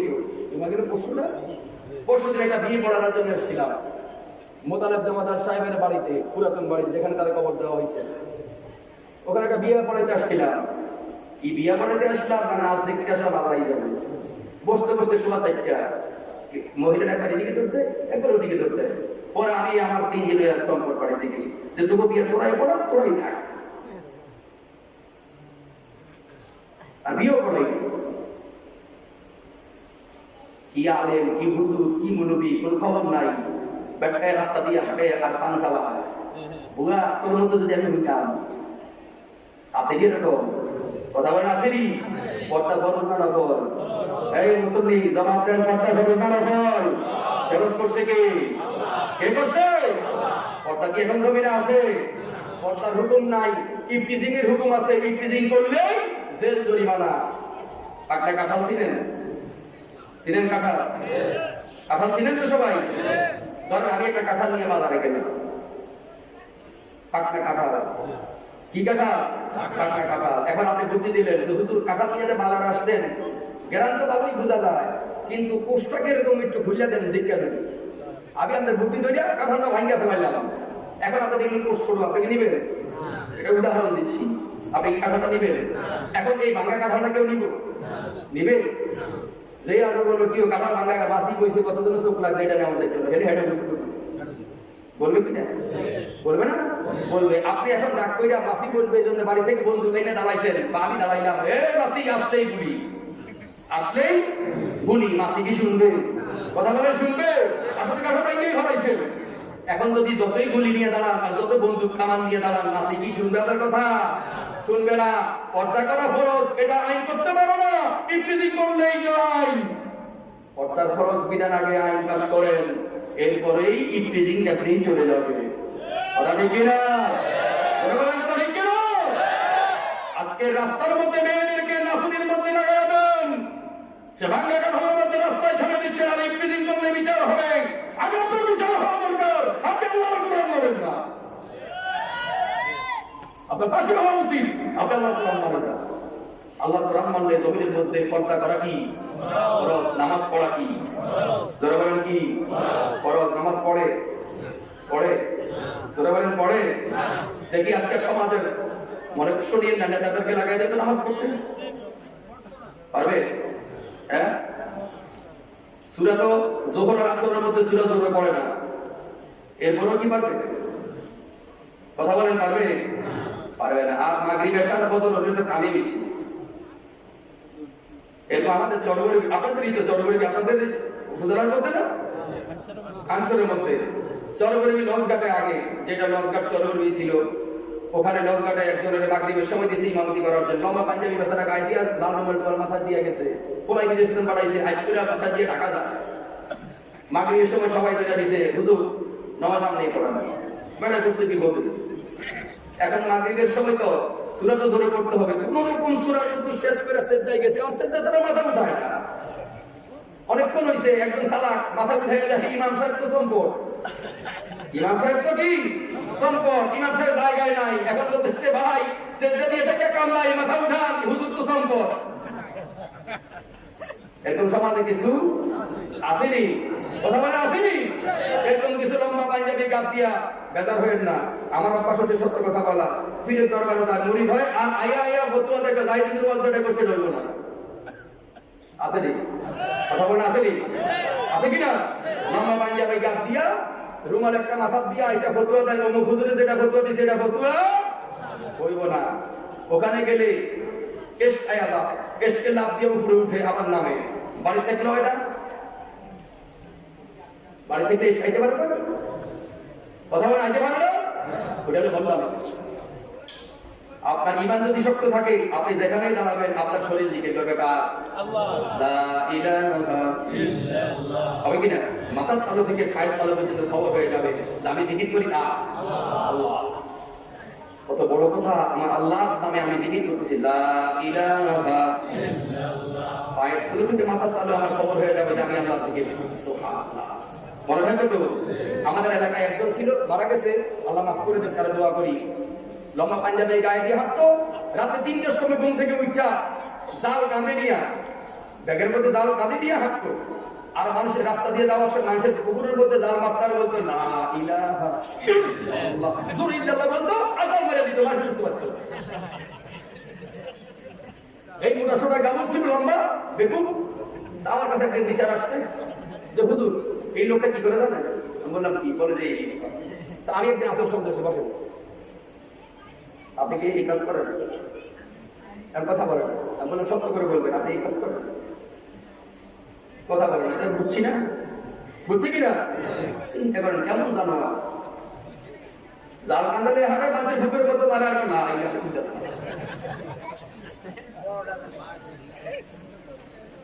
এত কিছু শয়তান সমাজে আছে কিনা, জনগণ আছে কিনা? একজন এখানে আরেকজন আখ চুরি করতে যায়, গিয়ে আরেকজন নাম করে রে অমুকের বুদ্ধি বুঝে আখ ছাড়তে জানোস না, অথচ এইখানে পারে। এরকম চুরি সমাজে আছে কিনা, জনগণ আছে কিনা? আর নতুন করে ট্রেডিশন চালু হয়েছে, এখন নতুন চুরি হইলে নেতায় খোঁজে এই কি আমার না, আমার না, তার মাঝখান এবারের মাল গেছে, এবারের মালও গেছে, ইমানও গেছে। এরকম সমাজ আসেনি, কথা বলে আসেনি, আছে। বিচার করতে হবে কোরআন দিয়া, মনে রাখবেন কোরআন দিয়া বিচার করলে সমাজে অন্যায় থাকবে না, মনে থাকবে তো ইনশাআল্লাহ?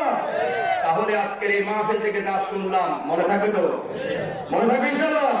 অন্তরে কিছু খোরাক দিলাম, জান্নাতে যাইতে হলে আমল কি করতে হবে, আল্লাহরে পাইতে হলে আমল কি করতে হবে, রাজি আছেন তো ইনশাআল্লাহ? মানবেন তো? আমার বলার দায়িত্ব ছিল, আমি বলে দিয়েছি। আপনার দায়িত্ব মানার, আপনি মানলে মানবেন, না মানলেও আপনার, মানলেও আপনার। আমি কিন্তু কার সাথে হিংসা করেও বলি নাই, কারো বিপদ করেও বলি নাই, আমি বোঝার জন্য কথা বলেছি আপনার উদ্দেশ্যে। আমার সহ আমিও তো আমল করতে চাই, চাই কিনা? আমি আমল করতে চাই না, চাই। আর মাহফিল কমিটির প্রতি আমার অনুরোধ থাকবে, আগামীতে যারাই দাওয়াত দেন মাহফিল 12টার মধ্যে শেষ করবেন। কারণ এই মানুষগুলো রাত্রে 1টা 4টা 2টা বাড়ি বিয়ার পর অনেকে হজর নামাজ করতে পারে না, কথা ঠিক কিনা? এর মধ্যে বেশিরভাগ হজর নামাজ করতে পারবে না। যে মাহফিল কমিটির কাছে আমার বিনীত অনুরোধ থাকে, হাত জোড় করে অনুরোধ করবো বিনয়ের সাথে আপনারা 12টার মধ্যে মাহফিল শেষ করে দিবেন। তাহলে মানুষগুলো বাড়ি গিয়ে একটু ঘুমায় মজা পাইবে, ফজরটা তারা করতে পারবে, পারবে কিনা? পারবে। আমরা যে আজকে বাড়ি যাবো, এখন অবস্থাটা কি হবে বলেন তো?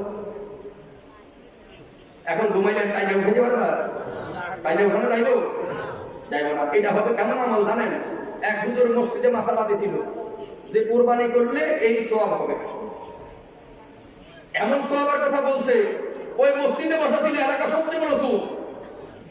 সোরাই চিন্তা করছে হুজুরে যে মাসালা দিছে কোরবানিতে দিতেই হয়, সে তো হলো সুর। কিনা দিব কোরবানি? ওই ঈদের আগে রাত্রে আরো জনের গরু নিয়ে রওনা দিছে। ইমাম সাহেব তাহাজ্জুদের ওজুর জন্য উঠছে, উঠে তো দেখছে যে ঘটনা তো খারাপ। এই সোরা মানুষের গরু নিয়ে যাস কই? কয় হুজুর বেশি কথা কই, আপনি যে মাসালা আজকে তোমার সময় দিছেন, আমি শূন্য তো চিন্তা করলাম কোরবানি আমার দিতেই হবে, এখন তুই এদিকে চুরি করে দিবি? কয় হুজুর যেই মাসালা আপনি দিছেন, যে সওয়াবের কথা কইছেন, আমি চিন্তা করছি গরু চুরি করে যদি দেই গোস্তটা তো আমি হাল খাইতে না, আমার সোরা কাজে সোয়াবে তো কাটাকাটি হয়ে গেলে গোস্ত তো আমি হাল খাইতে না। সোরা ফতুয়া দিয়ে লাইছে হুজুর, এজন্য ফতুয়া দিতে বুঝা হল না। সোয়াবের ফতুয়া কইতেও কি বুঝা হল না, কইতে হইব আন্দাজে দিলে হইব না, মন থাকবে না ইনশাআল্লাহ। সোরাটা ফতুয়া দিছে কোরবানি দিলে হইব, তো সোরা গুলো দিয়ে দিলে হইব? কথা বলেন হইব? হইব না। একজন আরেকজনের কিনা ছাগল বেচা লাগে। এবছর কোরবানির সময় আমরা বাজারে আমি ছাগল কিনলাম দুইটা, কিনা নিয়ে আমাকে গরুর 5টা কিনছি, এর সাথে রাখছি। এখন একজনে বাজারের এক ব্যবসায়ী জায়গা ভালো করে দিকে চায়, আমার একটু সন্দেহ হয়েছে কি দাদা আপনি আমি ছাগল হুজুর ছাগলটি আমার, ছাগলটি তো আমার। আমি জিজ্ঞাসা করলাম আপনি কি বিক্রি করেন, এটা বিক্রি করতে দিচ্ছেন? কয় না হুজুর আমি কি জানছি কোরবানি লেগে আমাদের কি ছাগলগুলো আসলে এত সত্য? কয় হ্যাঁ হুজুর ছাগলগুলি তো আমার। আমি হুজুর 21,000 টাকা দিয়ে ছাগল কিনে কিনছি, আমি কিনছি 22,000 টাকা দিয়ে। সে ছাগল কিনে তার আপন মন জামার কাছে দিছে যে এটি বাইক পোষায় দিয়ে, ওই বেটায় আমার কাছে 1,000 টাকা বেড়া বাইক চলেছে। এখন বলতো জানার পরে কি আমার কোরবানিটা হবে? দৌড়াইয়া ছাগল নিয়ে আবার বাজারে গেলাম, গিয়ে বুঝি এত বুঝছে যে পিড়ে একটাও আগে মাটি পড়বো না। বাজারে গিয়ে তাদের 3-4 জন লাগাই দিয়ে খুঁজে বাইর করছি, বাইক করে ধরে আনলে হে আইসাই করতে শুনতে আমার টাকা হয়ে যায়। আমি বলতেছি মুরব্বী বয়সের মানুষ দুইটা সোয়ার দিতাম গালের মধ্যে, তোর গালে তাৎকি হয়ে দিতাম। চিন্তা করছে নিজের আপন সম্বন্ধী ছাগল কিনে দিছে যে বাড়ি দিয়ে দিয়ে 1,000 টাকা বেড়া আমাকে চালিয়েছে। কেমন সিটার মানুষ সমাজের মধ্যে, কার আপনারা দেখছেন? আজকের সমাজের সিটার আছে কিনা? আছে কিনা? এই সিটাররা দেখবে লম্বা লম্বা কথা কয়, রাস্তার মধ্যে ইটের বদলে বাস ঢুকায়, গাছ দিয়ে দেয়, এটা আবার বড় গরু কোরবানি দেয়, দেয় কিনা? এই কোরবানি হবে? হবে কোরবানি? হালাল টাকা ছাড়া কোরবানি হবে না। সুদের পর্যায়ে কোথায় পৌঁছেছে দেখেন।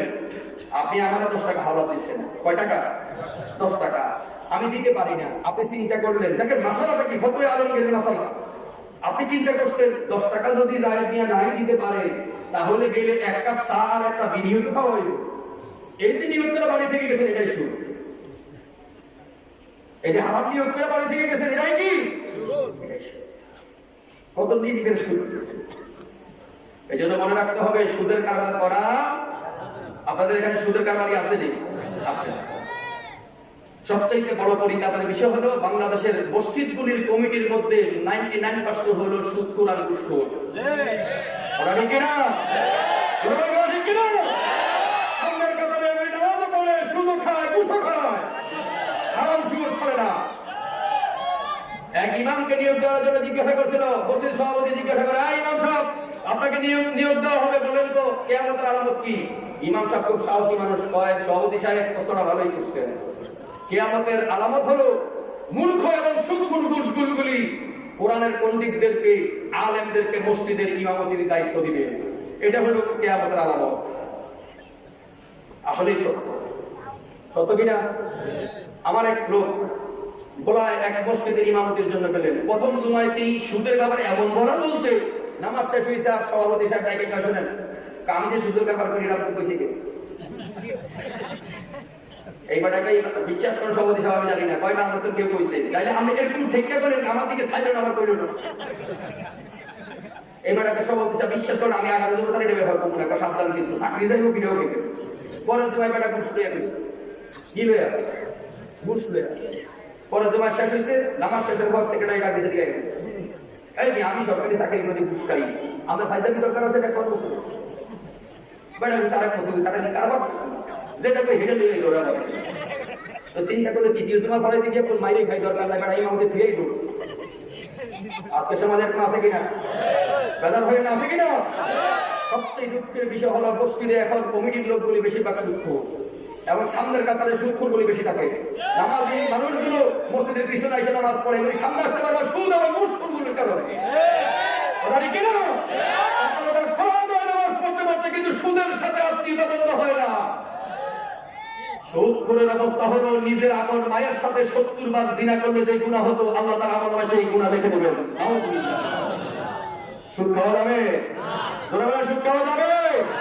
ঘুষ খাওয়া যাবে? হ্যাঁ, ঘুষ খাবেন? আমাদের এক ডিসি ছিল লক্ষ্মীপুরে, ইমান আলী। আমি তার কাছে একটা কাজে গিয়েছিলাম। যাওয়ার পরে দেখলাম তিনি খুব আল্লাহওয়ালা মানুষ, তসবিহ পড়তেছেন, কপালে দাগ পড়া, লম্বা চোরা মানুষ। আমরা দুইজন চেয়ারে বসে আছি। এখন একজনে হাতিয়ে নিয়ে আইছে, 2টা বান্ডেল নিয়ে আইছে, বলতেছে আপনার জন্য। বেটা আহাম্মকে বলি আমি হাতে ধরি দিই, দয়া তুলে দিছে এখানে রাখ। উনি হাতে ধরে না, আমি ছায়া হইলাম, অবস্থাটা কি? পরে আমি তার সাথে কথা বললাম না মনের ঘিনে। আমি আমার একটু রাগী মানুষ, মনের ঘিনে কথা বললাম না, সোজা উঠে চলে আইলাম। আয়া চিন্তা করতে লাগলাম এর সুযোগ মতো জেনে ভাই আমি করবো। আল্লাহর কি হুকুম? ঠিক 2-3 মাস পরে, 2-2.5 মাস পরে সে তাবলীগীদের সাথে দাওয়াতে গেছে আমাদের মসজিদে। লক্ষ্মীপুর জেলা তাবলীগের আমির হলো আমার ফুফা প্রফেসর আলী মুশতাক সাহেব, সরকারি কলেজের প্রিন্সিপাল ছিলেন, আমার ছোট ফুফা। উনি সহ আমি মাগরিবের নামাজ মসজিদে পড়তে গেলাম। আমার আলো ইমাম সাহেব হুজুর তখন আমাদের এই মসজিদ ইমামতি করতো, তো আমরা থাকলে উনি ইমামতি করতেন না। আমি যাওয়ার পরে একামত চলছে, আমি যখন দাঁড়ালাম ইমাম সাহেবের পিছনে, দেখলাম যে আমার বাম পাশে হইল কে? সেডিসি। আমার তখন কি আর নামাজ হয় যে আগে নামাজটা শেষ হোক, তোমার নামাজে ধরে করবো। নামাজ শেষ হয়েছে, আমি তার দিকে চাইয়া দেখলাম হ্যাঁ লোকটা ঠিকই আছে। নামাজ শেষে আমার ফুফা এসে আমার ধরলো যে শ্বশুর কিনা ডিসি স্যার আসছে আজকে কিছু দিনে দাওয়াত দিয়া, এখন মাগরিবের পরে স্যারে কিছু আলোচনা করবে, একটু থাকেন। আমি বললাম কে? ওই স্যার। আর কামাসে খাইবে? আমার দাদা তো এই মেহরাবে বসে যে মিম্বারে বসে খুতবা দিছে, এই ঘুষখোর ওই মিম্বার উঠবে এত সোজা? আমার ফুফাইকে দোষ আমার যে শ্বশুর নিয়ে আমার বেঁচে দিবে, আমি অসম্ভব কথা। আমার সামনে সে ঘুষ খাইছে, হাতে ধরে না ডয়ার খুলে দিছে, পরে মনে খাঁড়াই করে দিছে, হাতে ধরে নেয় নাই। ডয়ার হাতে ধরে নাই, কথা বলে না, ডয়ার হাতে ধরে নাই, মুখ দিয়ে কামড়াইয়া দিছে। কেমনে ধরে দিছে? হাতে ধরে দিছে না দিছে। এখন আমার ফুফাই দৌড়তেছে আমার আব্বার কাছে, পয়সা বাঁচান আমারে, আমি বেজ্জুতি হয়ে যাই। আমার আব্বা বলতেছে যে প্রফেসর তুমি আমার লোকের কথা, এমন দলের কথা আমার কাছে কইছো যে আমি নিজেও হেলতে ডরের কথা কম করি। তা আমি অন্য দিতে যাই করেছি, আমার আব্বা আমার ডাক দিয়েছে। আমার আমার খুব ভালো আসতো, বাবাই দিকে আসতো। যাওয়ার পরে বলতেছে তোমার ফুফাই কি বলে? আমি আব্বা ও শিকার এটা হবে না, এই লোক নিম্বার উঠলে আমি টাইম না নামায় বললাম, তাহলে সে ঘুষখোর। সে কি কর? ঘুষখোর। আমি নিজে দেখছি সে ঘুষ খায়। সে আমার দাদা নিম্বার উঠবে এত সোজা। এই মসজিদ পবিত্র জিনিস, পবিত্র জায়গা, সে ঘুষখোর উঠতে আলোচনা করবে, তার এরকম দিনই আলোচনা দরকার না, সে রাজকাটা করুক, তার উঠতে দেই নাই। এজন্য বলি মসজিদ কমিটিতে ঘুষখোর আর সুদখোর আসেনি, আসেনি। এই সুদখোর গুলি আর ঘুষখোর গুলি এই মসজিদের ইমামদের বিরোধিতা করে দেখবেন। আবার ইমাম সাহেবের বিরোধিতা, ইমাম সাহেব আমি কয়টা বাজে বলি নাই, বলেনি, কথা বলে বলেনি। আবার দেখবেন নামাজের মধ্যে একটু দেরি হইলেই সূরা লম্বা দেখে আবার দেয়নি, কথা কম দেয়নি। নামাজ হবে? নামাজ হবে? না, নামাজ হবে না। এখান থেকে নামাজ পড়ে কপালে দাগ পালাইয়া দিছে, বাড়িতে শালীর লোকে ভেবে কথা কয়, দেখা দেবেন কি জায়েজ? ওরে কথা কয় না, দাম জায়েজ। বয়স হয়ে গেছে, চোখে কম দেয়। কি কম দেয়? চোখে কম দেয়। চোখে কম দেখলে শালীর লোকে দেখা করুন জায়েজ, কথা কয় না, দেখা করা জায়েজ না, এই কাজ করা যাবে না। বলছে নিজের মায়ের, আপন মায়ের রূপে ঢুকতে হলেও গলা কেটে ঢুকো। তোমার মা যদি তার কাপড়টা মাথায় না থাকে, গায়ে যদি কাপড় না থাকে, অন্তত তিনি যেন কাপড়টা ঠিক মতো দিয়ে নিতে পারেন। রাসূলুল্লাহ বলেছেন মায়ের, আপন মায়ের ঘরে ঢুকতে হলে গলা কেটে ঢুকো। আওয়াজ দাও, আসসালামু আলাইকুম মা, আমি আসতে পারি?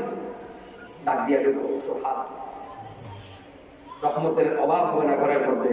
কিন্তু আজকে আমাদের শিক্ষাও নাই, রহমতও নাই। অনেক কথা বলেছি আপনাদের কাছে, আরো অনেক কথা ছিল, সময় অনেক পার হয়ে গেছে জন্য আজকে বললাম না। আরো দিন যদি বেঁচে থাকি কখনো দেখা হয় বলবো। আজকে যে কথাগুলো বলেছি আমল করার নিয়ত আছে তো? আছে? যদি কেউ ঘুষ খায় আজকে থেকে ওয়াদা করবেন আজকে দোয়ার মধ্যে যে আর জীবনে ঘুষ খাবো না।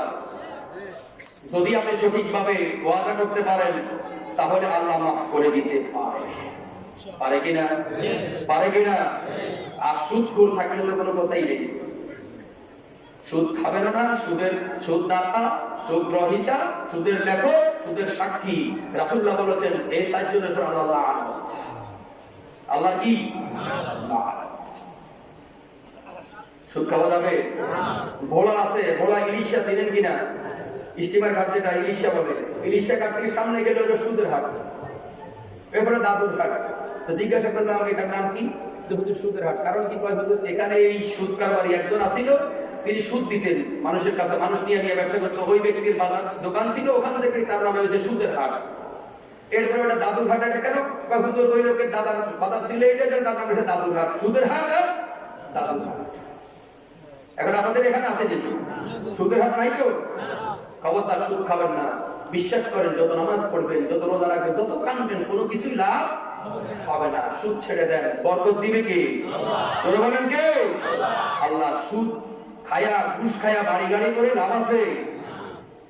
কুমিল্লা শিক্ষা বোর্ডের চেয়ারম্যান আমাদের হায়দ্রাবাদ কলেজ উদ্বোধন করতে আসা চোখের পানি ছেড়ে দিয়ে বলতেছে, আপনাদেরকে একটা শিক্ষার কথা বলি, আমরা দুই বন্ধু সবচেয়ে ক্লোজ। আমি আজকে শিক্ষা ডিপার্টমেন্টে, সে বিশাল সরকারি চাকরি করতো, ঘুষ খায়া 5-7টা বাড়ির মালিক হলো।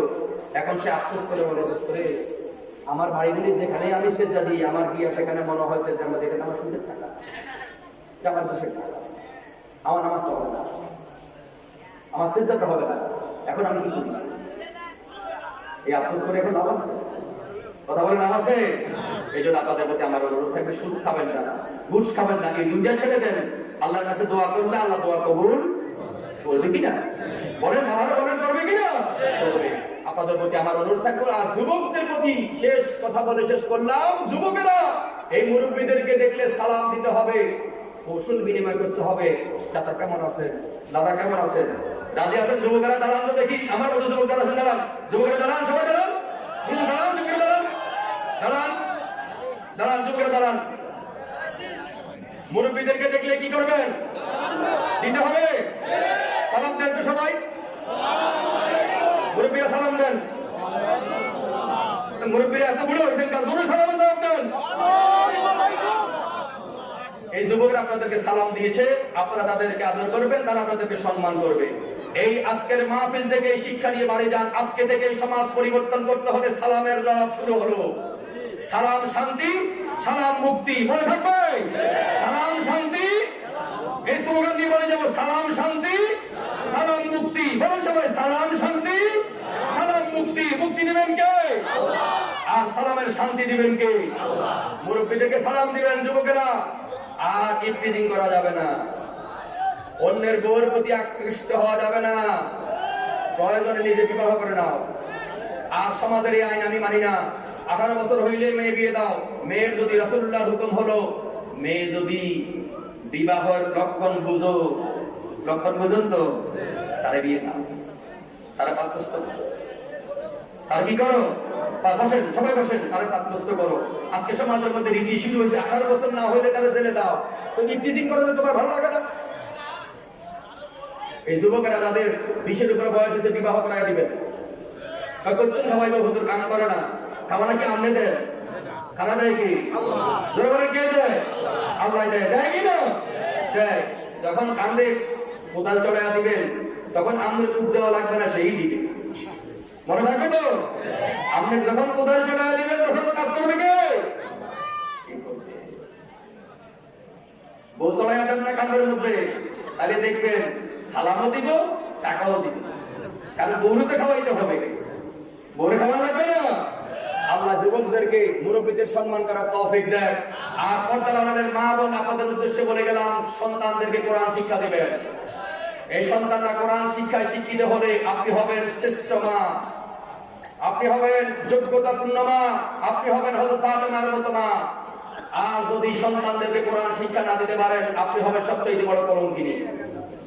মনে থাকবে? মনে থাকবে? এই সমাজের মারা হলো সবচেয়ে বড় দায়ী। ছেলে চুরি করে গেল, আসল দিয়া ডাইকা রাখা, আমার ছেলে চুরি করতে পারে না। আগে জিজ্ঞাসা করে ভাই আসলে চুরি হয়েছে কিনা, এটা না জিজ্ঞাসা করে আগে বলে যে খবরদার আমার কথা চুরি করো না, আগে সাক্ষী দেয়, দেয় কিনা? দেয়। আপনারা এই কাজ করবেন। এই যুবকদের প্রতি অনুরোধ করে গেলাম, মুরব্বীদেরকে সম্মান করবেন, বাড়িতে মা বোনদেরকে সালাম দিবেন, গিয়ে আবার ডাক দিয়েন না ওই গো ভাবি আমি হালালিয়া, মনে থাকবে? আপনার কিন্তু অভিনয়গুলো হবে। ভাবির ডাক দেওয়া যাবে না, ভাবির সাথে দেখা দেওয়া কি জায়েজ? কথা বলবে জায়েজ? জায়েজ না, ভাবির সাথে দেখা দেওয়া যাবে না। রাসূলুল্লাহ বলেছেন যে এক একজন দেবর হলো এক একজন ভাবির জন্য আজরাইল। কি আজরাইল? আল্লাহ রাব্বুল আলামিন আমাদেরকে নেককার ঈমানদার মুমিন হওয়ার তৌফিক দান করুক, আমিন। এবার বলেন তো বেজার হয়েছেন কে কে? হাতুরানকে বেজার হয়েছেন? একজনে বেজার হন নাই? একজনে বেজার হন নাই? তাহলে আমি বুঝা গেল যে আমি আপনাকে বন্ধু। আর যদি বেজার হইতে তাহলে বুঝা যায় আপনার শত্রু। তাহলে আমি আপনার শত্রুতা করি নাই তো? করছি শত্রুতা? ভালো কথা বলছি তো? চেষ্টা করছি ভালো কথা বলার জন্য, বুঝানোর জন্য চেষ্টা করছি। তাহলে শেষ কথা এই আলেমদেরকে সামনে রেখে বলে যাই, এই এলাকায় আহলে হাদিসদেরকে জায়গা দেওয়া যাবে না। রাজি আছি? আর সুন্নাত বিরোধী কাউকে এলাকায় জায়গা দেওয়া যাবে না। রাজি আছি? বিরাট বিরোধীদেরকে এলাকায় জায়গা দেওয়া যাবে না। রাজি আছি সবাই? আল্লাহ রাব্বুল আলামিন আমাদেরকে কবুল করুক, আমিন। তো দুইটাই কি শুরু করে দিলাম, বুঝতে পারছি পরে মামলা করুন লাগবে নেই। আজকে কিন্তু মামলা শয়তানের পক্ষে, ভালো মানুষের পক্ষে কোনো মামলা নাই। সুরের পক্ষে সাক্ষীও থাকে, তাই নি? সুরের সাক্ষী মাতব হয় না? বাংলা কথা উদাহরণ দেয় না, সুরের সাক্ষীকে মাতব।